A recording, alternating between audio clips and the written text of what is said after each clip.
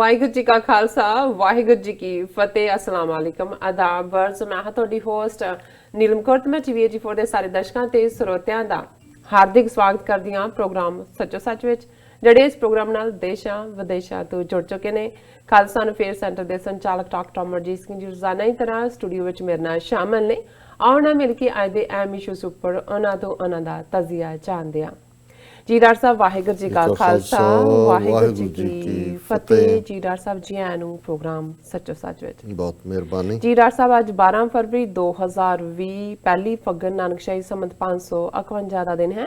ਤੇ ਡਾਕਟਰ ਸਾਹਿਬ, ਪ੍ਰੋਗਰਾਮ ਸ਼ੁਰੂ ਕਰਨ ਤੋਂ ਪਹਿਲਾਂ ਅਸੀਂ ਹਮੇਸ਼ਾ ਤਰ੍ਹਾਂ ਆਪਣੇ ਦਰਸ਼ਕਾਂ ਤੇ ਸਰੋਤਿਆਂ ਨੂੰ ਦੱਸੀਏ ਵਿਊਅਰਸ, ਜੇ ਤੁਸੀਂ ਹੱਕ ਸੱਚ ਇਨਸਾਫ ਤੇ ਪੈਰਾ ਦਿੰਦਾ ਇੱਕੋ ਇੱਕ ਚੈਨਲ TVAG4 ਨੂੰ ਦੇਖਣਾ ਚਾਹੁੰਦੇ ਹੋ ਤਾਂ ਤੁਸੀਂ ਦੇਖ ਸਕਦੇ ਹੋ Spectrum cable, RCN cable, Bell Fibe cable in Canada, roku, Jadoo Box, Shava, Facebook, TVAG4 ਦੀ ਐਪ ਰਾਹੀਂ online streaming and IP box ਤੇ ਤੁਸੀਂ TVAG4 ਨੂੰ ਦੇਖ ਸਕਦੇ ਹੋ।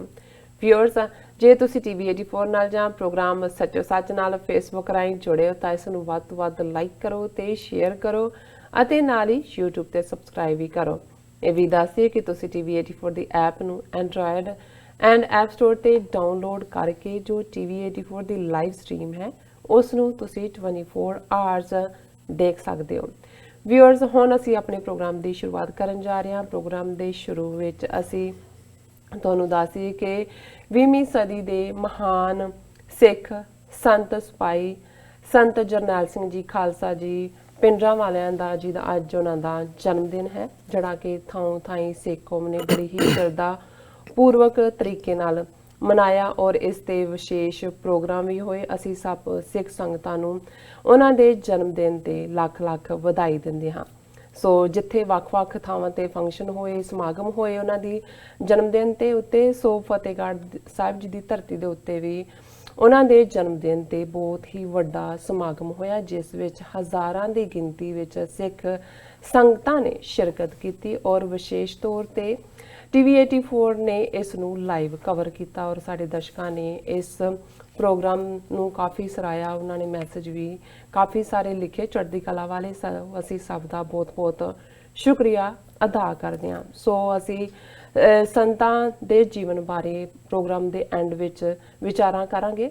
ਸੋ ਜੋ ਅੱਜ ਦਾ ਸਾਡਾ ਪਹਿਲਾ ਅਹਿਮ ਇਸ਼ੂ ਹੈ ਉਹ ਇਹ ਹੈ ਕਿ ਜੋ ਅਮਰੀਕੀ ਪ੍ਰੈਜ਼ੀਡੈਂਟ ਡੋਨਲਡ ਟਰੰਪ ਜੀ ਉਹ 2024 ਤੇ 25 ਫਰਵਰੀ ਨੂੰ ਭਾਰਤ ਜਾ ਰਹੇ ਹਨ। ਉਹ ਕਿਉਂ ਜਾ ਰਹੇ ਹਨ ਭਾਰਤ? ਸੋ ਇਸ ਪਿੱਛੇ ਕੀ ਮਕਸਦ ਹੈ ਉਹਨਾਂ ਦਾ? ਸੋ ਇਸ ਬਾਰੇ ਅਸੀਂ ਡਾਕਟਰ ਸਾਹਿਬ ਕੋਲ ਉਹਨਾਂ ਦੇ ਵਿਚਾਰ ਸੁਣਾਂਗੇ। ਐਂਡ ਦੂਸਰੇ ਪਾਸੇ ਜੋ BJP ਦੇ ਇੱਕ ਵੱਡੇ ਆਗੂ ਨੇ ਕਿਹਾ ਕਿ ਜੋ ਦਿੱਲੀ ਵਿੱਚ ਜਿਹੜੀਆਂ ਚੋਣਾਂ ਹੋਈਆਂ ਨੇ ਔਰ ਕੇਜਰੀਵਾਲ ਦੀ ਵੱਡੀ ਜਿੱਤ ਹੋਈ ਹੈ, ਉਸ ਪਿੱਛੇ ਜੋ ਹਨੂਮਾਨ ਚਾਲੀਸਾ ਹੈ ਉਹ ਪੜ੍ਹਿਆ ਗਿਆ ਹੈ, ਉਹਨਾਂ ਦਾ ਹੀ ਹੱਥ ਹੈ। ਸੋ ਇਹ ਕਿਸ ਤਰ੍ਹਾਂ ਦਾ ਸਿਸਟਮ ਹੈ ਭਾਰਤ ਦੇ ਵਿੱਚ? ਸੋ ਇਸ ਬਾਰੇ ਆਪਾਂ ਵਿਚਾਰ ਚਰਚਾ ਕਰਾਂਗੇ। ਉਸ ਤੋਂ ਬਾਅਦ ਹਮੇਸ਼ਾ ਤਰ੍ਹਾਂ ਜੋ ਕਸ਼ਮੀਰ ਮੁੱਦਾ ਹੈ ਉਸ ਬਾਰੇ ਆਪਾਂ ਗੱਲਬਾਤ ਕਰਾਂਗੇ। ਫਿਰ ਉਸ ਤੋਂ ਬਾਅਦ ਤੁਹਾਡੀਆਂ ਲਿਖਤਾਂ ਤੁਹਾਡੇ ਨਾਲ ਸ਼ੇਅਰ ਕਰਾਂਗੇ। ਸੋ ਅਸੀਂ ਚਾਹਾਂਗੇ ਕਿ ਤੁਸੀਂ ਸਟਾਰਟਿੰਗ ਤੋਂ ਲੈ ਕੇ ਐਂਡ ਤੱਕ ਸਾਡੇ ਨਾਲ ਇਸੇ ਤਰ੍ਹਾਂ ਹੀ ਬਣੇ ਰਹਿਣਾ। ਦੇਖਣ ਸੁਣਨ ਲਈ ਤੁਹਾਡਾ ਸਭ ਦਾ ਬਹੁਤ-ਬਹੁਤ ਸ਼ੁਕਰੀਆ। ਜੀ ਡਾਕਟਰ ਸਾਹਿਬ, ਕੀ ਕਹਿਣਾ ਚਾਹੋਗੇ? ਦੇਖੋ, ਜਿਵੇਂ ਤੁਸੀਂ ਦੱਸਿਆ ਕਿ ਅੱਜ 12 ਫਰਵਰੀ ਦਾ ਦਿਨ 20ਵੀਂ ਸਦੀ ਦੇ ਮਹਾਨ ਸਿੱਖ ਸੰਤ ਜਰਨੈਲ ਸਿੰਘ ਖਾਲਸਾ ਭਿੰਡਰਾਂਵਾਲਿਆਂ ਦਾ ਜਨਮ ਦਿਨ। ਬੇਸ਼ੱਕ ਇਸ ਬਾਰੇ ਦੋ ਅੱਡ-ਅੱਡ ਰਾਵਾਂ ਨੇ। ਉਹਨਾਂ ਦਾ ਜਨਮ ਦਿਨ ਜੂਨ ਦੇ ਵਿੱਚ ਐਕਚੁਅਲੀ ਹੋਇਆ, ਪਰ ਕਿਉਂਕਿ ਇੱਕ ਵਕਤ ਸੀ ਜਦੋਂ ਕਿ ਉਹਨਾਂ ਦੀ ਸੰਸਥਾ ਦਮਦਮੀ ਟਕਸਾਲ ਇਸ ਗੱਲ ਤੋਂ ਇਨਕਾਰੀ ਸੀ ਕਿ ਸੰਤ ਸ਼ਹੀਦ ਹੋਏ ਨੇ। ਉਹ ਇਹ ਸਮਝਦੇ ਸੀ ਜਾਂ ਸੰਗਤ ਨੂੰ ਇਹ ਕਹਿੰਦੇ ਸੀ ਕਿ ਜੀ ਉਹ ਠੀਕ ਠਾਕ ਨਿਕਲ ਗਏ ਨੇ ਜਾਂ ਚੜ੍ਹਦੀ ਕਲਾ 'ਚ ਨੇ। ਸੋ ਉਸ ਸਟੇਜ 'ਤੇ ਬਿਨਾਂ ਕਿਸੇ ਟਕਰਾਅ ਦੇ ਕਿ ਕੋਈ ਆਪਸੀ ਕੰਟਰੋਵਰਸੀ ਨਾ ਹੋਏ, ਸ਼੍ਰੋਮਣੀ ਅਕਾਲੀ ਦਲ ਅੰਮ੍ਰਿਤਸਰ ਨੇ ਸਰ ਸਿਮਰਨਜੀਤ ਸਿੰਘ ਮਾਨ ਦੀ ਅਗਵਾਈ 'ਚ ਉਹਨਾਂ ਦਾ ਜਨਮ ਦਿਨ ਮਨਾਉਣ ਦਾ ਜਿਹੜਾ ਰੁਝਾਨ ਇਹ ਉਦੋਂ ਹੀ ਸ਼ੁਰੂ ਹੋਇਆ। ਹਾਲਾਂਕਿ ਬਹੁਤ ਵਾਰ ਮੈਂ ਦੇਖਦਾ ਕਿ ਜਦੋਂ ਅਸੀਂ ਜਨਮ ਦਿਨ ਦੀ ਗੱਲ ਕਰਦੇ ਹਾਂ ਤਾਂ ਇਹ ਗੁਰੂ ਸਾਹਿਬਾਨ ਦੇ ਹੀ ਮਨਾਏ ਜਾਂਦੇ ਨੇ ਪ੍ਰਕਾਸ਼ ਦਿਨ ਦੇ ਤੌਰ 'ਤੇ, ਔਰ ਇਵੇਂ ਹੀ ਮਨਾਉਣੇ ਚਾਹੀਦੇ ਨੇ। ਆਮ ਤੌਰ 'ਤੇ ਜਿਹੜੀ ਸਾਡੀ ਰਵਾਇਤ ਰਹੀ ਹੈ, ਅਸੀਂ ਸ਼ਹੀਦਾਂ ਦੇ ਸ਼ਹੀਦੀ ਦਿਨ ਮਨਾਉਂਦੇ। ਪਰ ਜਿਵੇਂ ਸਰਦਾਰ ਮਾਨ ਨੇ ਨਿੱਜੀ ਤੌਰ 'ਤੇ ਮੈਨੂੰ ਇਹ ਦੱਸਿਆ ਸੀ ਜਦੋਂ ਪਹਿਲੀ ਵਾਰ ਕੈਨੇਡਾ ਦੀ ਫੇਰੀ ਵੇਲੇ ਅਸੀਂ ਮਿਲੇ ਕਿ ਜੋ ਹਾਲਾਤ ਸਰਕਾਰ ਨੇ ਬਣਾਏ ਹੋਏ ਸੀ, ਉਹ ਚਾਹੁੰਦੇ ਸੀ ਕਿ ਸਿੱਖ ਸੰਤ ਪਿੰਡਰਾਂ ਵਾਲਿਆਂ ਦੀ ਵਿਰਾਸਤ ਤੋਂ, ਉਹਨਾਂ ਦੇ ਮੈਸੇਜ ਤੋਂ ਜਾਂ ਖਾਲਿਸਤਾਨ ਦੀ ਗੱਲ ਤੋਂ ਪਾਸੇ ਚਲੇ ਜਾਣ, ਤੇ ਦੂਸਰੇ ਪਾਸੇ ਸ਼ਹਾਦਤ ਉਹਨਾਂ ਦੀ ਨੂੰ ਟਕਸਾਲ ਕਬੂਲਣ ਲਈ ਤਿਆਰ ਨਹੀਂ ਸੀ। ਸੋ ਅਸੀਂ ਵਿਚਕਾਰਲਾ ਰਸਤਾ ਲੱਭਿਆ ਕਿ ਤਾਂ ਕਿ ਘੱਟੋ ਘੱਟ ਪੰਜਾਬ ਦੀ ਧਰਤੀ ਤੇ ਸੰਤ ਪਿੰਡਰਾਂ ਵਾਲਿਆਂ ਦੀ ਸੋਚ ਜਿਉਂਦੀ ਰਹੇ। ਔਰ ਉਹ ਉਹਨਾਂ ਦਾ ਜਿਹੜਾ ਸ਼ੁਰੂ ਕੀਤਾ ਸੀ, ਇਸ ਸਾਰੇ 'ਚੋਂ ਹੁਣ ਹਰ ਸਾਲ ਬਹੁਤ ਵੱਡਾ ਇਕੱਠ ਹੁੰਦਾ ਹੈ। ਔਰ ਕੱਲ ਗੁਰਦੁਆਰਾ ਫਤਿਹਗੜ੍ਹ ਸਾਹਿਬ ਜਿਹੜਾ ਇਤਿਹਾਸਕ ਗੁਰਦੁਆਰਾ ਹੈ, ਸਾਹਿਬਜ਼ਾਦਿਆਂ ਮਾਤਾ ਗੁਜਰੀ ਜੀ ਦੀ ਸ਼ਹਾਦਤ ਨੂੰ ਪਰਨਾਇਆ ਹੋਇਆ, ਉੱਥੇ ਬਹੁਤ ਵੱਡਾ ਇਕੱਠ ਹੋਇਆ। ਔਰ ਸਾਡੀ TV 84 ਦੀ ਟੀਮ ਨੇ ਰਾਤ ਸਾਰੀ ਜਾਗਦਿਆਂ ਇਸ ਗੱਲ ਨੂੰ ਯਕੀਨੀ ਬਣਾਇਆ। ਪੰਜਾਬ 'ਚ ਵੀ ਅੰਮ੍ਰਿਤਸਰ ਤੋਂ ਟਰੈਵਲ ਕਰਕੇ ਸਾਡੀ ਟੀਮ ਮੈਂਬਰ ਗਏ ਔਰ 3.5 ਘੰਟੇ ਦੇ ਲਗਭਗ ਦਾ ਪ੍ਰੋਗਰਾਮ ਲਾਈਵ ਟੈਲੀਕਾਸਟ ਹੋਇਆ, ਜਿਸ ਨੂੰ ਸੰਗਤਾਂ ਨੇ ਜਿੱਥੇ ਸਰਾਇਆ ਉੱਥੇ ਜ਼ਾਹਰ ਹੈ ਕਿ ਉਹ ਮੈਸੇਜ ਵੀ ਜਿਹੜਾ ਕੌਮ ਦੀ ਆਜ਼ਾਦੀ ਦਾ, ਖਾਲਿਸਤਾਨ ਦਾ ਹੈ, ਉਹ ਘਰ ਘਰ ਪਹੁੰਚਿਆ।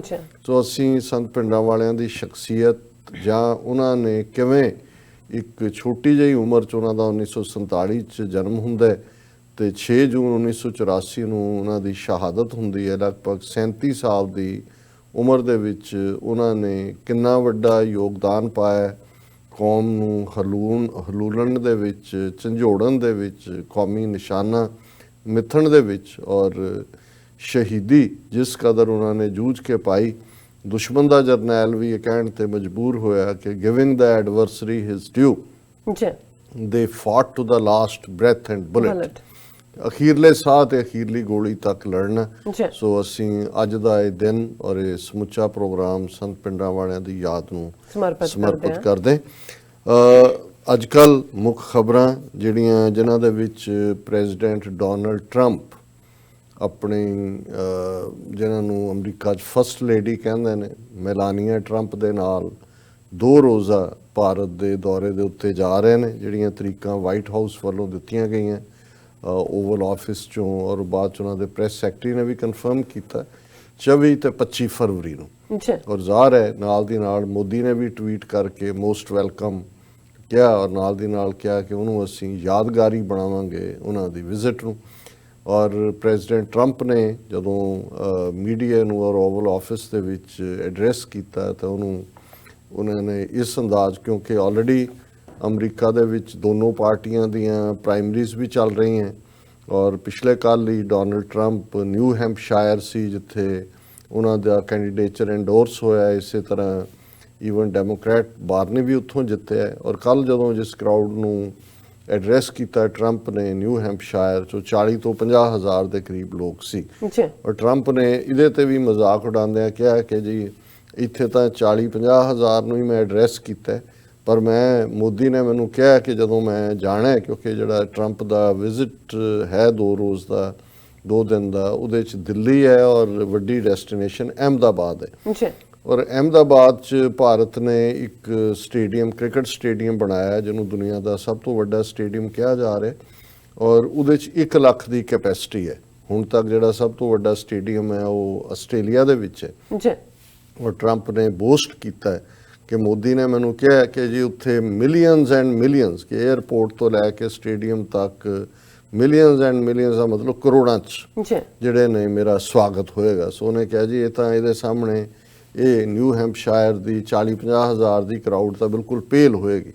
ਔਰ ਜ਼ਾਹਰ ਹੈ ਕਿ ਇਸ ਸਾਰੇ ਦੇ ਨਾਲ ਇਹ ਵੀ ਜਦੋਂ ਇਸ ਸਾਰੀ ਵਿਜ਼ਿਟ ਨੂੰ ਲੈ ਕੇ ਅਸੀਂ ਦੇਖ ਰਹੇ ਹਾਂ, ਇਹਦਾ ਅਸੀਂ ਕਰਾਂਗੇ ਐਨਾਲਿਸਿਸ ਵੀ, ਔਰ ਇਹ ਵੀ ਗੱਲ ਸਾਹਮਣੇ ਹੈ ਕਿ ਅਲਟੀਮੇਟਲੀ ਇਹ ਟਾਈਮਿੰਗ ਟਰੰਪ ਦੀ ਵਿਜ਼ਿਟ ਦੀ, ਬੇਸ਼ੱਕ ਸੱਦਾ ਤਾਂ ਹੁਣ 4 ਸਾਲ ਟਰੰਪ ਨੂੰ ਹੋ ਗਏ ਨੇ, ਔਰ ਮੋਦੀ ਤਾਂ ਜਦੋਂ ਪਹਿਲੀ ਦੀ ਟਰਮ ਸ਼ੁਰੂ ਹੋਈ ਹੈ ਟਰੰਪ ਦੀ, ਉਦੋਂ ਤੋਂ ਹੀ ਸੱਦ ਰਿਹਾ ਸੀ ਵੀ ਆਓ ਆਓ।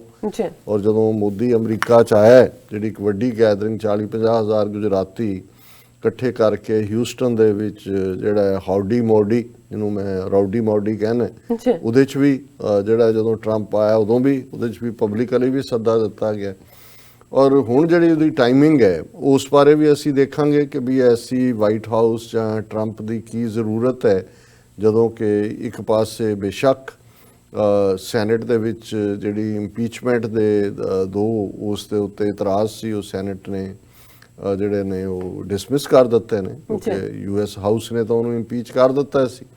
ਔਰ ਇਹਦੇ 'ਚ ਵੀ ਕੋਈ ਸ਼ੱਕ ਨਹੀਂ ਹੈ ਕਿ ਸੈਨੇਟ ਦੇ ਵਿੱਚ ਇੱਕ ਸੈਨੇਟਰ ਰਿਪਬਲਿਕਨ ਜਿਹੜਾ ਮਿਟ ਰੋਮਨੀ, ਜਿਹੜਾ ਖੁਦ ਪ੍ਰੈਜ਼ੀਡੈਂਸ਼ੀਅਲ ਕੈਂਡੀਡੇਟ ਸੀ, ਉਹਨੂੰ ਛੱਡ ਕੇ ਉਹਨੇ ਜਿਹੜਾ ਇਹਦੀ ਇੰਪੀਚਮੈਂਟ ਦੇ ਹੱਕ 'ਚ ਵੋਟ ਪਾਈ। ਬਾਕੀ ਸਾਰੇ ਦੇ ਸਾਰੇ ਰਿਪਬਲਿਕਨ ਇਕੱਠੇ ਰਹੇ।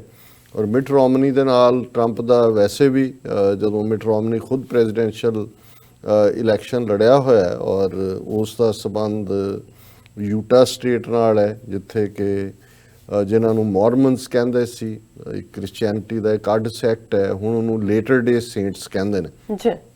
ਔਰ ਉਹਨਾਂ ਦਾ ਕਾਫੀ ਤਕਰਾਰ ਵੀ ਰਿਹਾ ਹੈ ਅਮਰੀਕਾ 'ਚ, ਉਹਨਾਂ ਦੀ ਕਾਫੀ ਪਰਸੀਕਿਊਸ਼ਨ ਵੀ ਮੇਨ ਸਟ੍ਰੀਮ ਕ੍ਰਿਸਚੀਅਨਸ ਨੇ ਕੀਤੀ, ਮਰਡਰ ਵੀ ਹੋਏ ਉਹਨਾਂ ਦੇ ਹੈੱਡ ਦੇ। ਔਰ ਉਹਨਾਂ ਦਾ ਆਪਣਾ ਸਿਸਟਮ ਹੈ, ਮਲਟੀਪਲ ਵਾਈਵਸ, ਇੱਕ ਤੋਂ ਜ਼ਿਆਦਾ ਹੋਣਾ, ਜਿਹੜਾ ਕਿ ਕ੍ਰਿਸਚੀਅਨਿਟੀ ਦੇ ਬਰਕਸ ਆਪਣੇ ਆਪ ਨੂੰ ਵੀ ਉਹਨਾਂ ਨੇ, ਜਿਵੇਂ ਹੁਣ ਇਹਨਾਂ ਦਾ ਤਾਂ ਕ੍ਰਿਸਚੀਅਨਿਟੀ ਦਾ ਜਿਹੜਾ ਉਹ ਟ੍ਰਿਨਿਟੀ ਦਾ ਕਾਨਸੈਪਟ ਹੈ, ਜਿਹਦੇ 'ਚ ਹੋਲੀ ਸਪਿਰਿਟ ਜਿਹਨੂੰ ਗੋਸਟ ਕਹਿੰਦੇ ਨੇ, and God and son of God Jesus, Trinity, concept of Trinity. So ਇਹ ਜਿਹੜਾ ਉਸ ਤੋਂ ਬਾਅਦ ਤਾਂ ਗੱਲ ਹੀ ਮੁੱਕ ਜਾਂਦੀ, ਚੌਥੇ ਦੀ ਤਾਂ ਥਾਂ ਹੀ ਨਹੀਂ ਹੈ। ਲੇਕਿਨ ਉਹ ਜਿਹੜਾ ਉਹਨੂੰ ਉਸ ਦੇ ਜੀਸਸ ਦੀ ਇਨਕਾਰਨੇਸ਼ਨ ਦੀ ਤਰ੍ਹਾਂ ਜਾਂ ਉਸ ਦੀ ਕੰਟੀਨਿਊਟੀ ਦੇ ਤੌਰ ਤੇ ਕਰਦੇ ਨੇ। ਸੋ ਹਾਲਾਂ ਉਹਨਾਂ ਦੇ ਕੁਝ ਅੱਛੇ ਟ੍ਰੇਟ ਵੀ ਨੇ ਮੋਰਮਨਸ ਦੇ, ਜਿਵੇਂ ਸਮੋਕਿੰਗ, ਡਰਿੰਕਿੰਗ ਉਹਨਾਂ ਦੇ ਟੈਬੂ ਹੈ, ਕਮਿਊਨਿਟੀ ਓਰੀਐਂਟਡ ਨੇ, ਇੱਕ ਦੂਜੇ ਦੀ ਮਦਦ ਕਰਦੇ ਨੇ। ਔਰ ਉਹਨਾਂ ਨਾਲ ਵੀ ਅਮਰੀਕਾ 'ਚ ਕਦੇ ਇੱਕ ਥਾਂ ਦੂਜੀ ਉਹਨਾਂ ਨੂੰ ਪੁਸ਼ ਕਰਦੇ ਰਹੇ। ਇਵੈਂਚੁਅਲੀ ਹੁਣ ਉਹ ਯੂਟਾ ਸਟੇਟ 'ਚ ਨੇ, ਸਾਲਟ ਲੇਕ ਸਿਟੀ ਜਿਹੜੀ ਆ ਉਹਨਾਂ ਦੀ ਵੱਡੀ ਇਨਹੈਬਿਟੇਸ਼ਨ ਹੈ ਜਿੱਥੇ ਉਹ ਰਹਿੰਦੇ ਨੇ। ਸੋ ਮਿਟ ਰੋਮਨੀ ਨੇ ਜਿਹੜਾ ਸੈਨੇਟ 'ਚ ਖਲੋ ਕੇ ਕਿਹਾ ਵੀ ਕੱਲ੍ਹ ਨੂੰ ਮੇਰੇ ਪੁੱਤਰ, ਉਹਨਾਂ ਦੇ ਪੁੱਤਰ ਪੁੱਛਣਗੇ ਕਿ ਜਦੋਂ ਇਸ ਕਿਸਮ ਦਾ ਬੰਦਾ ਵਾਈਟ ਹਾਊਸ 'ਚ ਬੈਠਾ ਸੀ, ਜਿਹੜਾ ਨੈਸ਼ਨਲ ਇੰਟਰਸਟ ਨੂੰ ਵਾਇਓਲੇਟ ਕਰ ਰਿਹਾ ਸੀ, ਕੰਪਰੋਮਾਈਜ਼ ਕਰ ਰਿਹਾ ਸੀ ਨੈਸ਼ਨਲ ਸਿਕਿਉਰਿਟੀ ਨੂੰ, ਜਿਸ ਅੰਦਾਜ਼ ਦੇ ਵਿੱਚ ਯੂਕਰੇਨ ਦੇ ਨਾਲ ਇਹ ਸਾਰੀ ਡੀਲ ਸਾਹਮਣੇ ਆਈ ਕਿ ਕਿਵੇਂ ਟਰੰਪ ਨੇ ਪ੍ਰੈਸ਼ਰਾਈਜ਼ ਕੀਤਾ ਉੱਥੋਂ ਦੀ ਗਵਰਨਮੈਂਟ ਨੂੰ, ਕਿਹਾ ਕਿ ਵੀ ਜੋ ਬਾਈਡਨ ਜਿਹੜਾ ਡੈਮੋਕ੍ਰੈਟਿਕ ਕੈਂਡੀਡੇਟ ਹੈ ਔਰ ਵਾਈਸ ਪ੍ਰੈਜ਼ੀਡੈਂਟ ਦੇ ਲਈ ਜਿਹੜਾ ਪਹਿਲਾਂ ਵੀ ਉਸ ਲਾਈਨ ਦੇ ਵਿੱਚ ਰਿਹਾ, ਔਰ ਕਿਸੇ ਜ਼ਮਾਨੇ 'ਚ ਬਹੁਤ ਪਾਵਰਫੁਲ ਜੋ ਬਾਈਡਨ ਸੈਨੇਟ ਦੀ ਜਿਹੜੀ ਫੋਰਨ ਰਿਲੇਸ਼ਨਸ ਕਮੇਟੀ ਹੈ ਉਹਦਾ ਚੇਅਰਪਰਸਨ ਵੀ ਰਿਹਾ ਔਰ ਕਾਫੀ ਪਾਵਰਫੁਲ ਡੈਮੋਕ੍ਰੈਟ ਹੈ।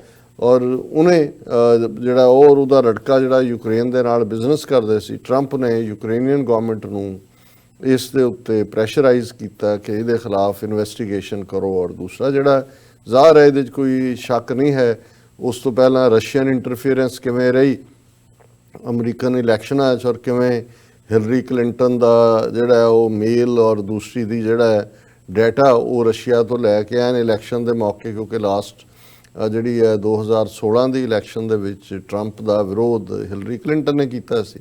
ਲੇਕਿਨ ਜਿਸ ਹੁਣ ਜੇ ਅਸੀਂ ਕਦੇ ਅਮਰੀਕਾ ਦੀ ਗੱਲ ਕਰੀਏ, ਇੱਕ ਜ਼ਮਾਨੇ ਦਾ ਉਹ ਅਮਰੀਕਾ ਸੀ ਜਦੋਂ ਕਿ 1950 ਦੇ ਵਿੱਚ ਸੈਨੇਟਰ ਮੈਕਾਰਥੀ ਉਸ ਕਿਸਮ ਦੇ ਲੋਕ ਸੀ ਜਿਹੜੇ ਕਿ ਇੱਥੇ ਕਿਸੇ ਨੂੰ ਜਿਹੜਾ ਜੇ ਰਿਮੋਟਲੀ ਵੀ ਆ ਜਾਏ ਕਿ ਕਿਸੇ ਦਾ ਕਮਿਊਨਿਸਟ ਪਾਰਟੀ ਨਾਲ ਸੰਬੰਧ ਰਿਹਾ ਤੇ ਉਹ ਜੇਲ੍ਹਾਂ ਦੇ ਪਿੱਛੇ ਬੰਦ ਹੁੰਦੇ ਸੀ। ਉਹਨੂੰ ਮੈਕਾਰਥੀਜ਼ਮ ਕਹਿੰਦੇ ਨੇ ਕਿ ਵੀ ਕਮਿਊਨਿਸਟ ਜਿਹੜਾ ਉਹ ਹਰ ਕਿਤੇ ਵੀ ਉਹਦੇ 'ਚ ਕਈ ਹਾਲੀਵੁੱਡ ਦੇ ਐਕਟਰ, ਕਈ ਪਬਲਿਕ ਫਿਗਰ ਜਿਹੜੀਆਂ ਪਰਸੀਕਿਊਟ ਹੋਈਆਂ ਕਿ ਇਨਾ ਸੀ। ਹੁਣ ਵੀ ਜਦੋਂ ਤੁਸੀਂ ਗ੍ਰੀਨ ਕਾਰਡ ਦੀ ਐਪਲੀਕੇਸ਼ਨ ਭਰਦੇ ਹੋ ਉਹਦੇ 'ਚ ਇੱਕ ਲਾਈਨ ਹੁੰਦੀ ਹੈ ਕਿ I was never a member of Communist Party anywhere, ਇਸ ਕਿਸਮ ਦਾ ਰਿਹਾ। ਔਰ ਹੁਣ ਉਹ ਪ੍ਰੈਜ਼ੀਡੈਂਟ ਆ ਗਿਆ ਜਿਹੜਾ ਹੈਲਪ ਹੀ ਉਹਨੇ ਉਹਨਾਂ ਦੀ ਪਹਿਲਾਂ ਕਮਿਊਨਿਸਟਾਂ ਦੀ ਲਈ, ਫਿਰ ਯੂਕਰੇਨ ਦਾ ਕਿਸ ਹੱਦ ਤੱਕ ਜਾ ਕੇ, ਪਰ ਇਸ ਵੇਲੇ ਇੱਕ ਆਪਣੇ ਕਿਸਮ ਦਾ ਬ੍ਰਾਂਡ ਇੱਥੇ ਸੈੱਲ ਹੋ ਰਿਹਾ ਜੋ ਜਿਹਾ ਉੱਥੇ ਮੋਦੀ ਕਰ ਰਿਹਾ। ਸੋ ਕੁੱਲ ਮਿਲਾ ਕੇ ਮਿਟ ਰੋਮਨੀ ਨੂੰ ਛੱਡ ਕੇ ਉਹਨੇ ਅਗੇਂਸਟ ਵੋਟ ਪਾਈ। ਸੋ ਹੁਣ ਉਹ ਇੱਥੋਂ ਨਿਕਲ ਗਿਆ। ਹਾਲਾਂਕਿ ਜਦੋਂ ਇੱਕ ਵਾਰੀ ਇੰਪੀਚ ਹਾਊਸ ਕਰਦੇ, ਅਮਰੀਕਨ ਇੱਕ ਟਰਮ ਇਸਤੇਮਾਲ ਕਰਦੇ ਨੇ ਲੇਮ ਡੱਕ, ਬਿਲਕੁਲ ਕਿ ਲੰਗੜੀ ਬਤਖ, ਕਿ ਆਲਰੇਡੀ ਸਟੇਟਸ ਦਾ ਲੰਗੜੀ ਬਤਖ ਵਰਗਾ ਹੈ। ਸੋ ਹੁਣ ਕਿਉਂਕਿ 2020 'ਚ ਦੁਬਾਰਾ ਰਨ ਕਰ ਰਿਹਾ ਟਰੰਪ, ਔਰ ਜਿਸ ਕਿਸਮ ਦਾ ਇੰਪੀਚਮੈਂਟ ਓਵਰ ਹੋਣ ਤੋਂ ਬਾਅਦ ਔਰ ਜਿਹੜਾ state of the union address ਜਦੋਂ ਟਰੰਪ ਨੇ ਕੀਤਾ, ਉਸ ਦੇ ਵਿੱਚ ਜ਼ਾਹਰ ਹੈ ਕਿ ਹਾਊਸ ਦੇ ਵਿੱਚ ਹਾਊਸ ਦੀ ਸਪੀਕਰ ਨੈਂਸੀ ਪੈਲੋਸੀ ਜਿਹੜੀ ਬੜੀ ਪਾਵਰਫੁਲ ਹੈ ਔਰ ਉਹਨੇ ਹੀ ਸਾਰਾ ਇਸ ਨੂੰ ਲੀਡ ਕੀਤਾ ਕਿ ਹਾਊਸ ਇਹਨੂੰ ਇੰਪੀਚ ਕਰੇ। ਉਹਨੇ ਜਦੋਂ ਹੱਥ ਅੱਗੇ ਕੀਤਾ ਜਦੋਂ ਕਿ ਹਾਊਸ ਦੇ ਵਿੱਚ ਆਇਆ ਤਾਂ ਇਹਨੇ ਮਿਲਾਇਆ ਨਹੀਂ ਹੈ। ਲੇਕਿਨ ਉਹ ਵੀ ਜਿਹੜੀ ਹੈ ਪੂਰੀ ਬਦਲਾਖੋਰ ਹੈ। ਉਹ ਫਿਰ ਜਦੋਂ ਟਰੰਪ ਬੋਲ ਕੇ ਹਟਿਆ ਤੇ ਉਹਨੇ ਉਹਦੀ ਸਪੀਚ ਜਿਹੜੀ ਸੀ ਉਹ ਪਾੜ ਕੇ ਉਹ ਸੁੱਟੀ। ਸੋ ਇਸ ਕਿਸਮ ਦੇ ਮਾਹੌਲ 'ਚ ਹੁਣ ਟਰੰਪ ਜਿਹੜਾ ਉਹ ਆਪਣੇ ਆਪ ਨੂੰ ਜਿਵੇਂ ਪ੍ਰੈਜ਼ੈਂਟ ਕਰ ਰਿਹਾ ਹੈ ਕਿ ਕੁਝ ਨਹੀਂ ਹੋਇਆ ਜਿਹਨੂੰ, ਔਰ ਉਸ ਅੰਦਾਜ਼ ਦੇ ਵਿੱਚ ਮੈਂ ਸਮਝਦਾ ਵੀ ਜਿਹੜੀ ਇੰਡੀਆ ਦੀ ਟਾਈਮਿੰਗ ਹੈ ਇਹਦੇ 'ਚ ਵੀ ਕੋਈ ਸ਼ੱਕ ਨਹੀਂ ਹੈ ਕਿ ਵੋਟ ਬੈਂਕ ਵੀ ਇੰਡੀਅਨਸ ਦਾ ਔਰ ਗੁਜਰਾਤੀਆਂ ਦਾ ਹੈ ਅਮਰੀਕਾ 'ਚ, ਪਰ ਇੰਨਾ ਨਹੀਂ ਹੈ। ਆਲਰੇਡੀ ਉਹ ਕੋਈ ਇਹਨਾਂ ਦੇ ਉੱਤੇ ਰਿਲਾਈ ਨਹੀਂ ਕਰਦੇ ਕਿ ਜੀ ਇਹਨਾਂ ਦੀਆਂ ਵੋਟਾਂ ਨਾਲ ਉਹਨੇ ਜਿੱਤਣਾ, ਪਰ ਇੱਕ ਇਮੇਜ ਬਿਲਡਿੰਗ ਦੀ ਲਾਈਨ ਜ਼ਰੂਰ ਹੈ। ਔਰ ਇਸ ਤੋਂ ਪਹਿਲਾਂ ਹਾਲਾਂਕਿ ਟਰੰਪ ਨੇ ਜਦੋਂ ਦੀ ਆਪਣੀ ਫਸਟ ਟਰਮ ਸ਼ੁਰੂ ਕੀਤੀ ਹੈ ਉਹ ਫਿਲੀਪੀਨਸ ਵੀ ਗਿਆ, ਵੀਅਤਨਾਮ ਵੀ ਗਿਆ, ਚਾਈਨਾ, ਜਾਪਾਨ, ਨਾਰਥ ਕੋਰੀਆ, ਔਰ ਜਦੋਂ ਦੀ ਇੰਪੀਚਮੈਂਟ ਹੋਈ ਹਾਊਸ ਵੱਲੋਂ ਉਸ ਤੋਂ ਬਾਅਦ ਪਿੱਛੇ ਜਿਹੀ ਉਹ ਡੈਵਸ ਸਵਿਟਜ਼ਰਲੈਂਡ ਜਿੱਥੇ ਵਰਲਡ ਇਕਨੋਮਿਕ ਫੋਰਮ ਦੀ ਮੀਟਿੰਗ ਸੀ ਉਹਦੇ 'ਚ ਗਿਆ। ਲੇਕਿਨ ਭਾਰਤ ਦੀ ਹੈ ਉਹਦੀ ਪਹਿਲੀ ਵਿਜ਼ਿਟ ਹੋਏਗੀ। ਫਸਟ ਲੇਡੀ ਵੀ ਉਹਦੇ ਨਾਲ ਜਾ ਰਹੀ ਹੈ। ਜਿਵੇਂ ਅਸੀਂ ਕਿਹਾ ਕਿ ਦਿੱਲੀ ਔਰ ਅਹਿਮਦਾਬਾਦ ਦੇ ਮੇਨ ਡੈਸਟੀਨੇਸ਼ਨਸ ਨੇ। ਹਾਲਾਂਕਿ ਟਰੰਪ ਦਾ ਕੋਈ ਭਾਰਤ ਨਾਲ ਰਿਸ਼ਤਾ ਨਵਾਂ ਨਹੀਂ ਹੈ, ਇਹਦਾ ਜਵਾਈ ਜਿਹੜਾ ਹੈ ਉਹ ਆਲਰੇਡੀ ਵਿਜ਼ਿਟ ਕਰ ਚੁੱਕਾ ਹੈ, ਕਿਉਂਕਿ ਬੰਬੇ ਦੇ ਵਿੱਚ ਜਾਂ ਇੱਕ ਦੋ ਹੋਰ ਥਾਵਾਂ ਦੇ ਉੱਤੇ ਵੀ ਟਰੰਪ ਟਾਵਰਸ, ਕਿਉਂਕਿ hundreds of millions of dollars the investment ਵੀ ਹੈ। ਬਹੁਤ ਵਾਰ ਸਾਨੂੰ ਇਹਨਾਂ ਦੇ ਜਿਹੜੇ ਬੜੇ ਸਾਫ਼ ਚਿਹਰੇ ਸਾਹਮਣੇ ਨਜ਼ਰ ਆ ਰਹੇ ਹੁੰਦੇ ਨੇ ਉਹਦੇ ਪਿੱਛੇ ਇੱਕ ਬਹੁਤ ਵੱਡਾ ਬਿਜ਼ਨਸ ਇੰਟਰਸਟ ਹੁੰਦਾ ਹੈ, ਔਰ ਟਰੰਪ ਟਾਵਰਸ ਔਰ ਟਰੰਪ ਦਾ ਜਿਹੜੀ ਇਨਵੈਸਟਮੈਂਟ ਹੈ ਉਹ ਵੀ ਉੱਥੇ ਹੈ ਆਲਰੇਡੀ। ਸੋ ਇਹ ਬਾਹਰ ਜ਼ਾਹਰਾ ਤੌਰ ਦੇ ਉੱਤੇ ਤਾਂ PR ਦੇ ਐਂਗਲ ਤੋਂ ਟਰੰਪ ਨੂੰ ਵੀ ਕੁਝ ਚਾਹੀਦਾ ਸੀ, ਔਰ ਉਹਨੂੰ ਪਤਾ ਹੈ ਵੀ ਇਹ ਭੀੜ ਭੂੜ ਇਕੱਠੀ ਤਾੜੀਆਂ ਤੂੜੀਆਂ ਮਾਰਨ ਨੂੰ ਜਾਂ ਦੂਜਾ ਇਹ ਹੋ ਜਾਂਦਾ, ਪਰ ਇਹਦੇ ਨਾਲ ਜ਼ਾਹਰ ਹੈ ਬਿਜ਼ਨਸ ਡੀਲ ਵੀ ਦਾ ਇੱਕ ਹਿੱਸਾ ਹੈ। ਔਰ ਜਿਹੜੀਆਂ ਖਬਰਾਂ ਸਾਹਮਣੇ ਨੇ ਕਿ ਭਾਰਤ ਨੇ $2.6 ਬਿਲੀਅਨ ਦੇ ਮਿਲਟਰੀ ਹੈਲੀਕਾਪਟਰ ਜਿਹੜੇ ਕਿ ਲੌਕਹੀਡ ਮਾਰਟਿਨ ਇਹਦੀ ਮੈਨੂਫੈਕਚਰਿੰਗ ਕੰਪਨੀ ਹੈ ਉਹ ਡੀਲ ਜਿਹੜੀ ਹੈ ਸਾਈਨ ਕਰਨੀ ਹੈ। ਸੋ ਜ਼ਾਹਰ ਹੈ ਕਿ ਟਰੰਪ ਜਿਹਨੇ ਇਹ ਇੱਕ ਆਪਣਾ ਇਮੇਜ ਸੈਲਿੰਗ ਵੀ ਕੀਤੀ ਕਿ ਜੀ ਦੇਖੋ ਮੈਂ ਚਾਈਨਾ ਦੇ ਨਾਲ ਵੀ ਟ੍ਰੇਡ ਐਗਰੀਮੈਂਟ ਸਟੇਟਨ ਕੀਤਾ ਹੈ, ਅਦਰਵਾਈਜ਼ ਵਨ ਸਾਈਡਡ ਸੀ। ਔਰ ਇੰਡੀਆ ਬਾਰੇ ਆਲਰੇਡੀ ਟਰੰਪ ਇਹ ਕਹਿ ਚੁੱਕਾ ਹੈ ਕਿ India is a king of tariff, ਕਿ ਇਹ ਜਿਹੜੇ ਨੇ ਔਰ ਆਲਰੇਡੀ ਇੰਡੀਅਨ ਪ੍ਰੋਡਕਟਸ ਦੇ ਉੱਤੇ ਵੀ ਪਾਬੰਦੀ ਲਾਈ, ਐਕਸਟਰਾ ਟੈਰਿਫ ਲਾਈ, ਇੰਡੀਆ ਨੇ ਵੀ ਲਾਈ। ਪਰ ਹੁਣ ਇਹ ਲੱਗਦਾ ਹੈ ਕਿ ਵੀ ਜਿੱਥੇ ਇਹ $2.6 ਬਿਲੀਅਨ ਦੀ ਜਿਹੜੀ ਆਰਮੀ ਹੈਲੀਕਾਪਟਰਸ ਵਾਲੀ ਡੀਲ ਕਲੀਅਰ ਹੋਏਗੀ ਔਰ ਉਹ ਸਾਈਨ ਹੋਏਗੀ ਇਹ ਦੱਸਣ ਲਈ ਕਿ ਮੈਂ ਇਹਨਾਂ ਲਿਆਂਦਾ, ਉੱਥੇ ਇਸ ਗੱਲ ਦੀਆਂ ਵੀ ਸੰਭਾਵਨਾਵਾਂ ਨੇ ਕਿ ਜਿਹੜੀ ਇਹਨਾਂ ਦੀ ਟ੍ਰੇਡ ਡੀਲ ਹੈ ਜਿਹੜੀ ਕਿ ਐਕਸਪੈਕਟਡ ਸੀ ਕਿ ਹਿਊਸਟਨ ਵਿਜ਼ਿਟ ਤੋਂ ਬਾਅਦ ਸ਼ਾਇਦ ਉਹ ਸਾਈਨ ਕਰਨ, ਪਰ ਅਮਰੀਕਾ ਦਾ ਥੋੜਾ ਟਫ ਸਟਾਂਸ ਸੀ। ਸੋ ਪੋਸੀਬਲ ਹੈ ਵੀ ਜੋ ਅਮਰੀਕਾ ਮੰਗਦਾ ਹੋਏਗਾ ਉਹਨਾਂ ਤੋਂ ਇੰਡੀਆ ਨੇ ਯੀਲਡ ਕੀਤਾ ਹੋਣਾ ਹੈ, ਔਰ ਉਹਦੇ ਵੀ ਜਿਹੜੀ ਹੈ ਡੀਲ ਦੇ ਸਾਈਨ ਕਰਨ ਦੀਆਂ ਸੰਭਾਵਨਾਵਾਂ ਨੇ। ਔਰ ਉਹਦੇ 'ਚ ਈਵਨ ਟਰੰਪ ਨੇ ਇਹ ਗੱਲ ਕਹੀ ਹੈ ਕਿ ਵੀ ਜੇ India and US share a common commitment to democracy and pluralism, ਇਹ ਮੋਦੀ ਨੇ ਕਿਹਾ ਵੀ ਇਹਨਾਂ ਨੂੰ ਦੇਖ ਲਓ ਵੀ ਕਿਹੋ ਜਿਹਾ ਪਲੂਰਲਿਜ਼ਮ ਔਰ ਕਿਹੋ ਜਿਹਾ ਇਹ ਦੂਜਾ। ਲੇਕਿਨ ਜਿਹੜਾ ਉਹਨਾਂ ਨੇ ਕਿਹਾ ਕਿ ਵੀ ਇਹ ਪੋਸੀਬਲ ਹੈ ਕਿ ਵੀ ਆਈ ਵਿਲ ਸੀ ਉਹਨੇ they India want to do something and will see if we can make the right deal we will do it. So ਇਹਦੇ 'ਚ ਵੀ ਦਾ ਮਤਲਬ ਅਜੇ ਨੈਗੋਸ਼ੀਏਸ਼ਨ ਕਿਸੇ ਕੰਢੇ ਨਹੀਂ ਲੱਗੀਆਂ, ਪਰ ਮੈਨੂੰ ਇਹ ਲੱਗਦਾ ਹੈ ਕਿ ਵੀ ਇਸ ਵੇਲੇ ਕਿਉਂਕਿ ਟਰੰਪ ਨੂੰ ਵੀ ਆਪਣਾ ਇਮੇਜ ਸ਼ੋਅ ਕਰਨ ਦੀ ਲੋੜ ਹੈ ਕਿ ਜੀ ਕਿਵੇਂ ਬਿਜ਼ਨਸ ਵਾਈਜ਼ ਮੁਲਕ ਨੇ ਇਸ 'ਚੋਂ ਫਾਇਦਾ ਕੱਢਿਆ।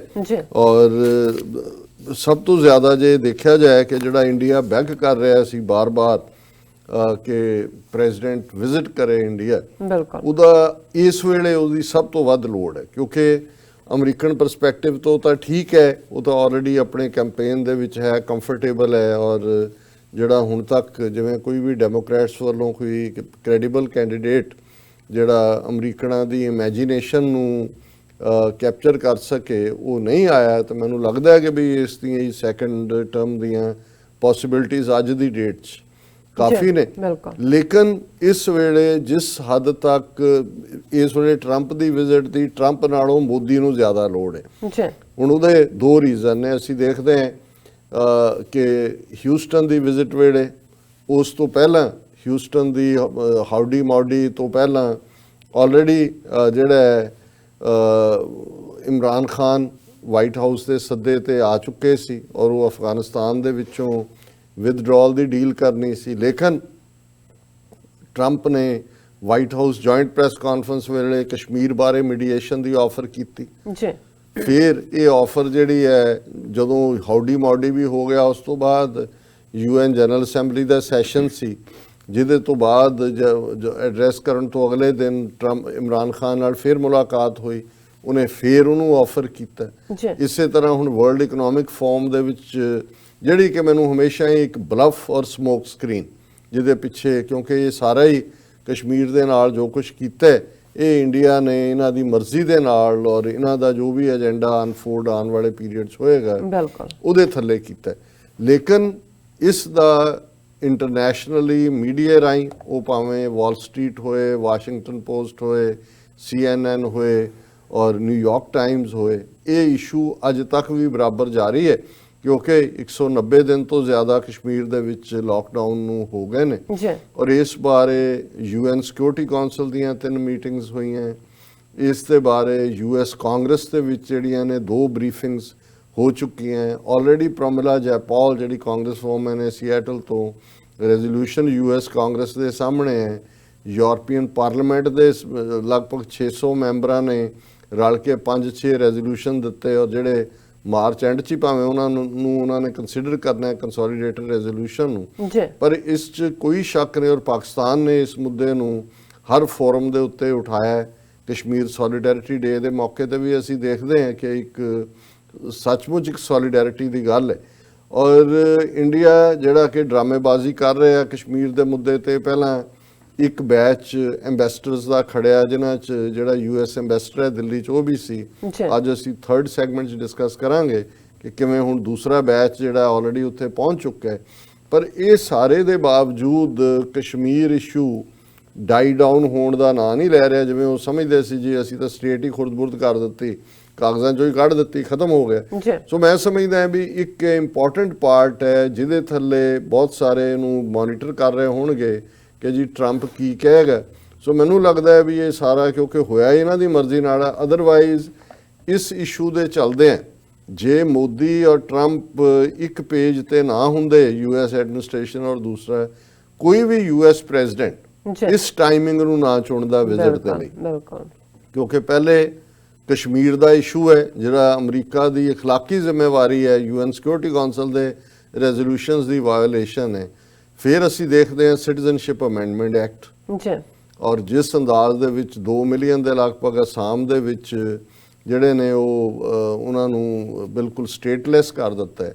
ਔਰ ਫਿਰ ਜਿਹੜਾ ਇਸ ਸਭ ਦੇ ਬਾਵਜੂਦ ਕਿ ਭਾਰਤ ਭਰ ਦੇ ਵਿੱਚ ਅੱਜ ਵੀ ਉਹ ਪ੍ਰੋਟੈਸਟ ਬਰਾਬਰ ਚੱਲ ਰਹੇ ਨੇ। ਦਿੱਲੀ ਚੋਣਾਂ ਭਾਵੇਂ ਉਹ ਗਲੋਰੀਫਾਈਡ ਮਿਊਨਿਸਪਲ ਕਮੇਟੀ ਦਾ ਰੁਤਬਾ ਹੀ ਹੈ ਦਿੱਲੀ ਦਾ, ਇਹ ਵੀ ਇੱਕ ਗੱਲ ਜਿਹੜੀ ਹੈ ਅਮਰੀਕਨ ਪਰਸਪੈਕਟਿਵ ਤੋਂ ਇਹਨਾਂ ਦੀ ਕੋਈ ਕੰਪਲਸ਼ਨ ਨਹੀਂ ਹੈ ਕਿ ਉੱਥੇ ਪ੍ਰੈਜ਼ੀਡੈਂਟ ਨੇ ਜਾਣਾ ਹੈ ਜਾਂ ਉੱਥੇ ਕੋਈ ਉਹਨੂੰ ਜਾਣ ਨਾਲ ਮਿਲੇਗਾ। ਲੇਕਿਨ ਇਸ ਵੇਲੇ ਉਹਨਾਂ ਦਾ ਪ੍ਰੈਸ਼ਰ ਹੋਏਗਾ ਔਰ ਜਿਸ ਅੰਦਾਜ਼ 'ਚ ਇਸ ਸਾਰੇ ਨੂੰ ਇਹਨਾਂ ਨੇ ਮੂਵ ਕੀਤਾ ਔਰ ਈਵਨ ਅਸੀਂ ਦੇਖਦੇ ਕਿ ਕਿਵੇਂ ਇੱਕ ਟਰਬਨਡ ਸਿੱਖ ਤਰਨਜੀਤ ਸਿੰਘ ਸੰਧੂ ਅਮਰੀਕਾ 'ਚ ਐਂਬੈਸਡਰ ਦੇ ਤੌਰ ਤੇ ਲਿਆਂਦਾ।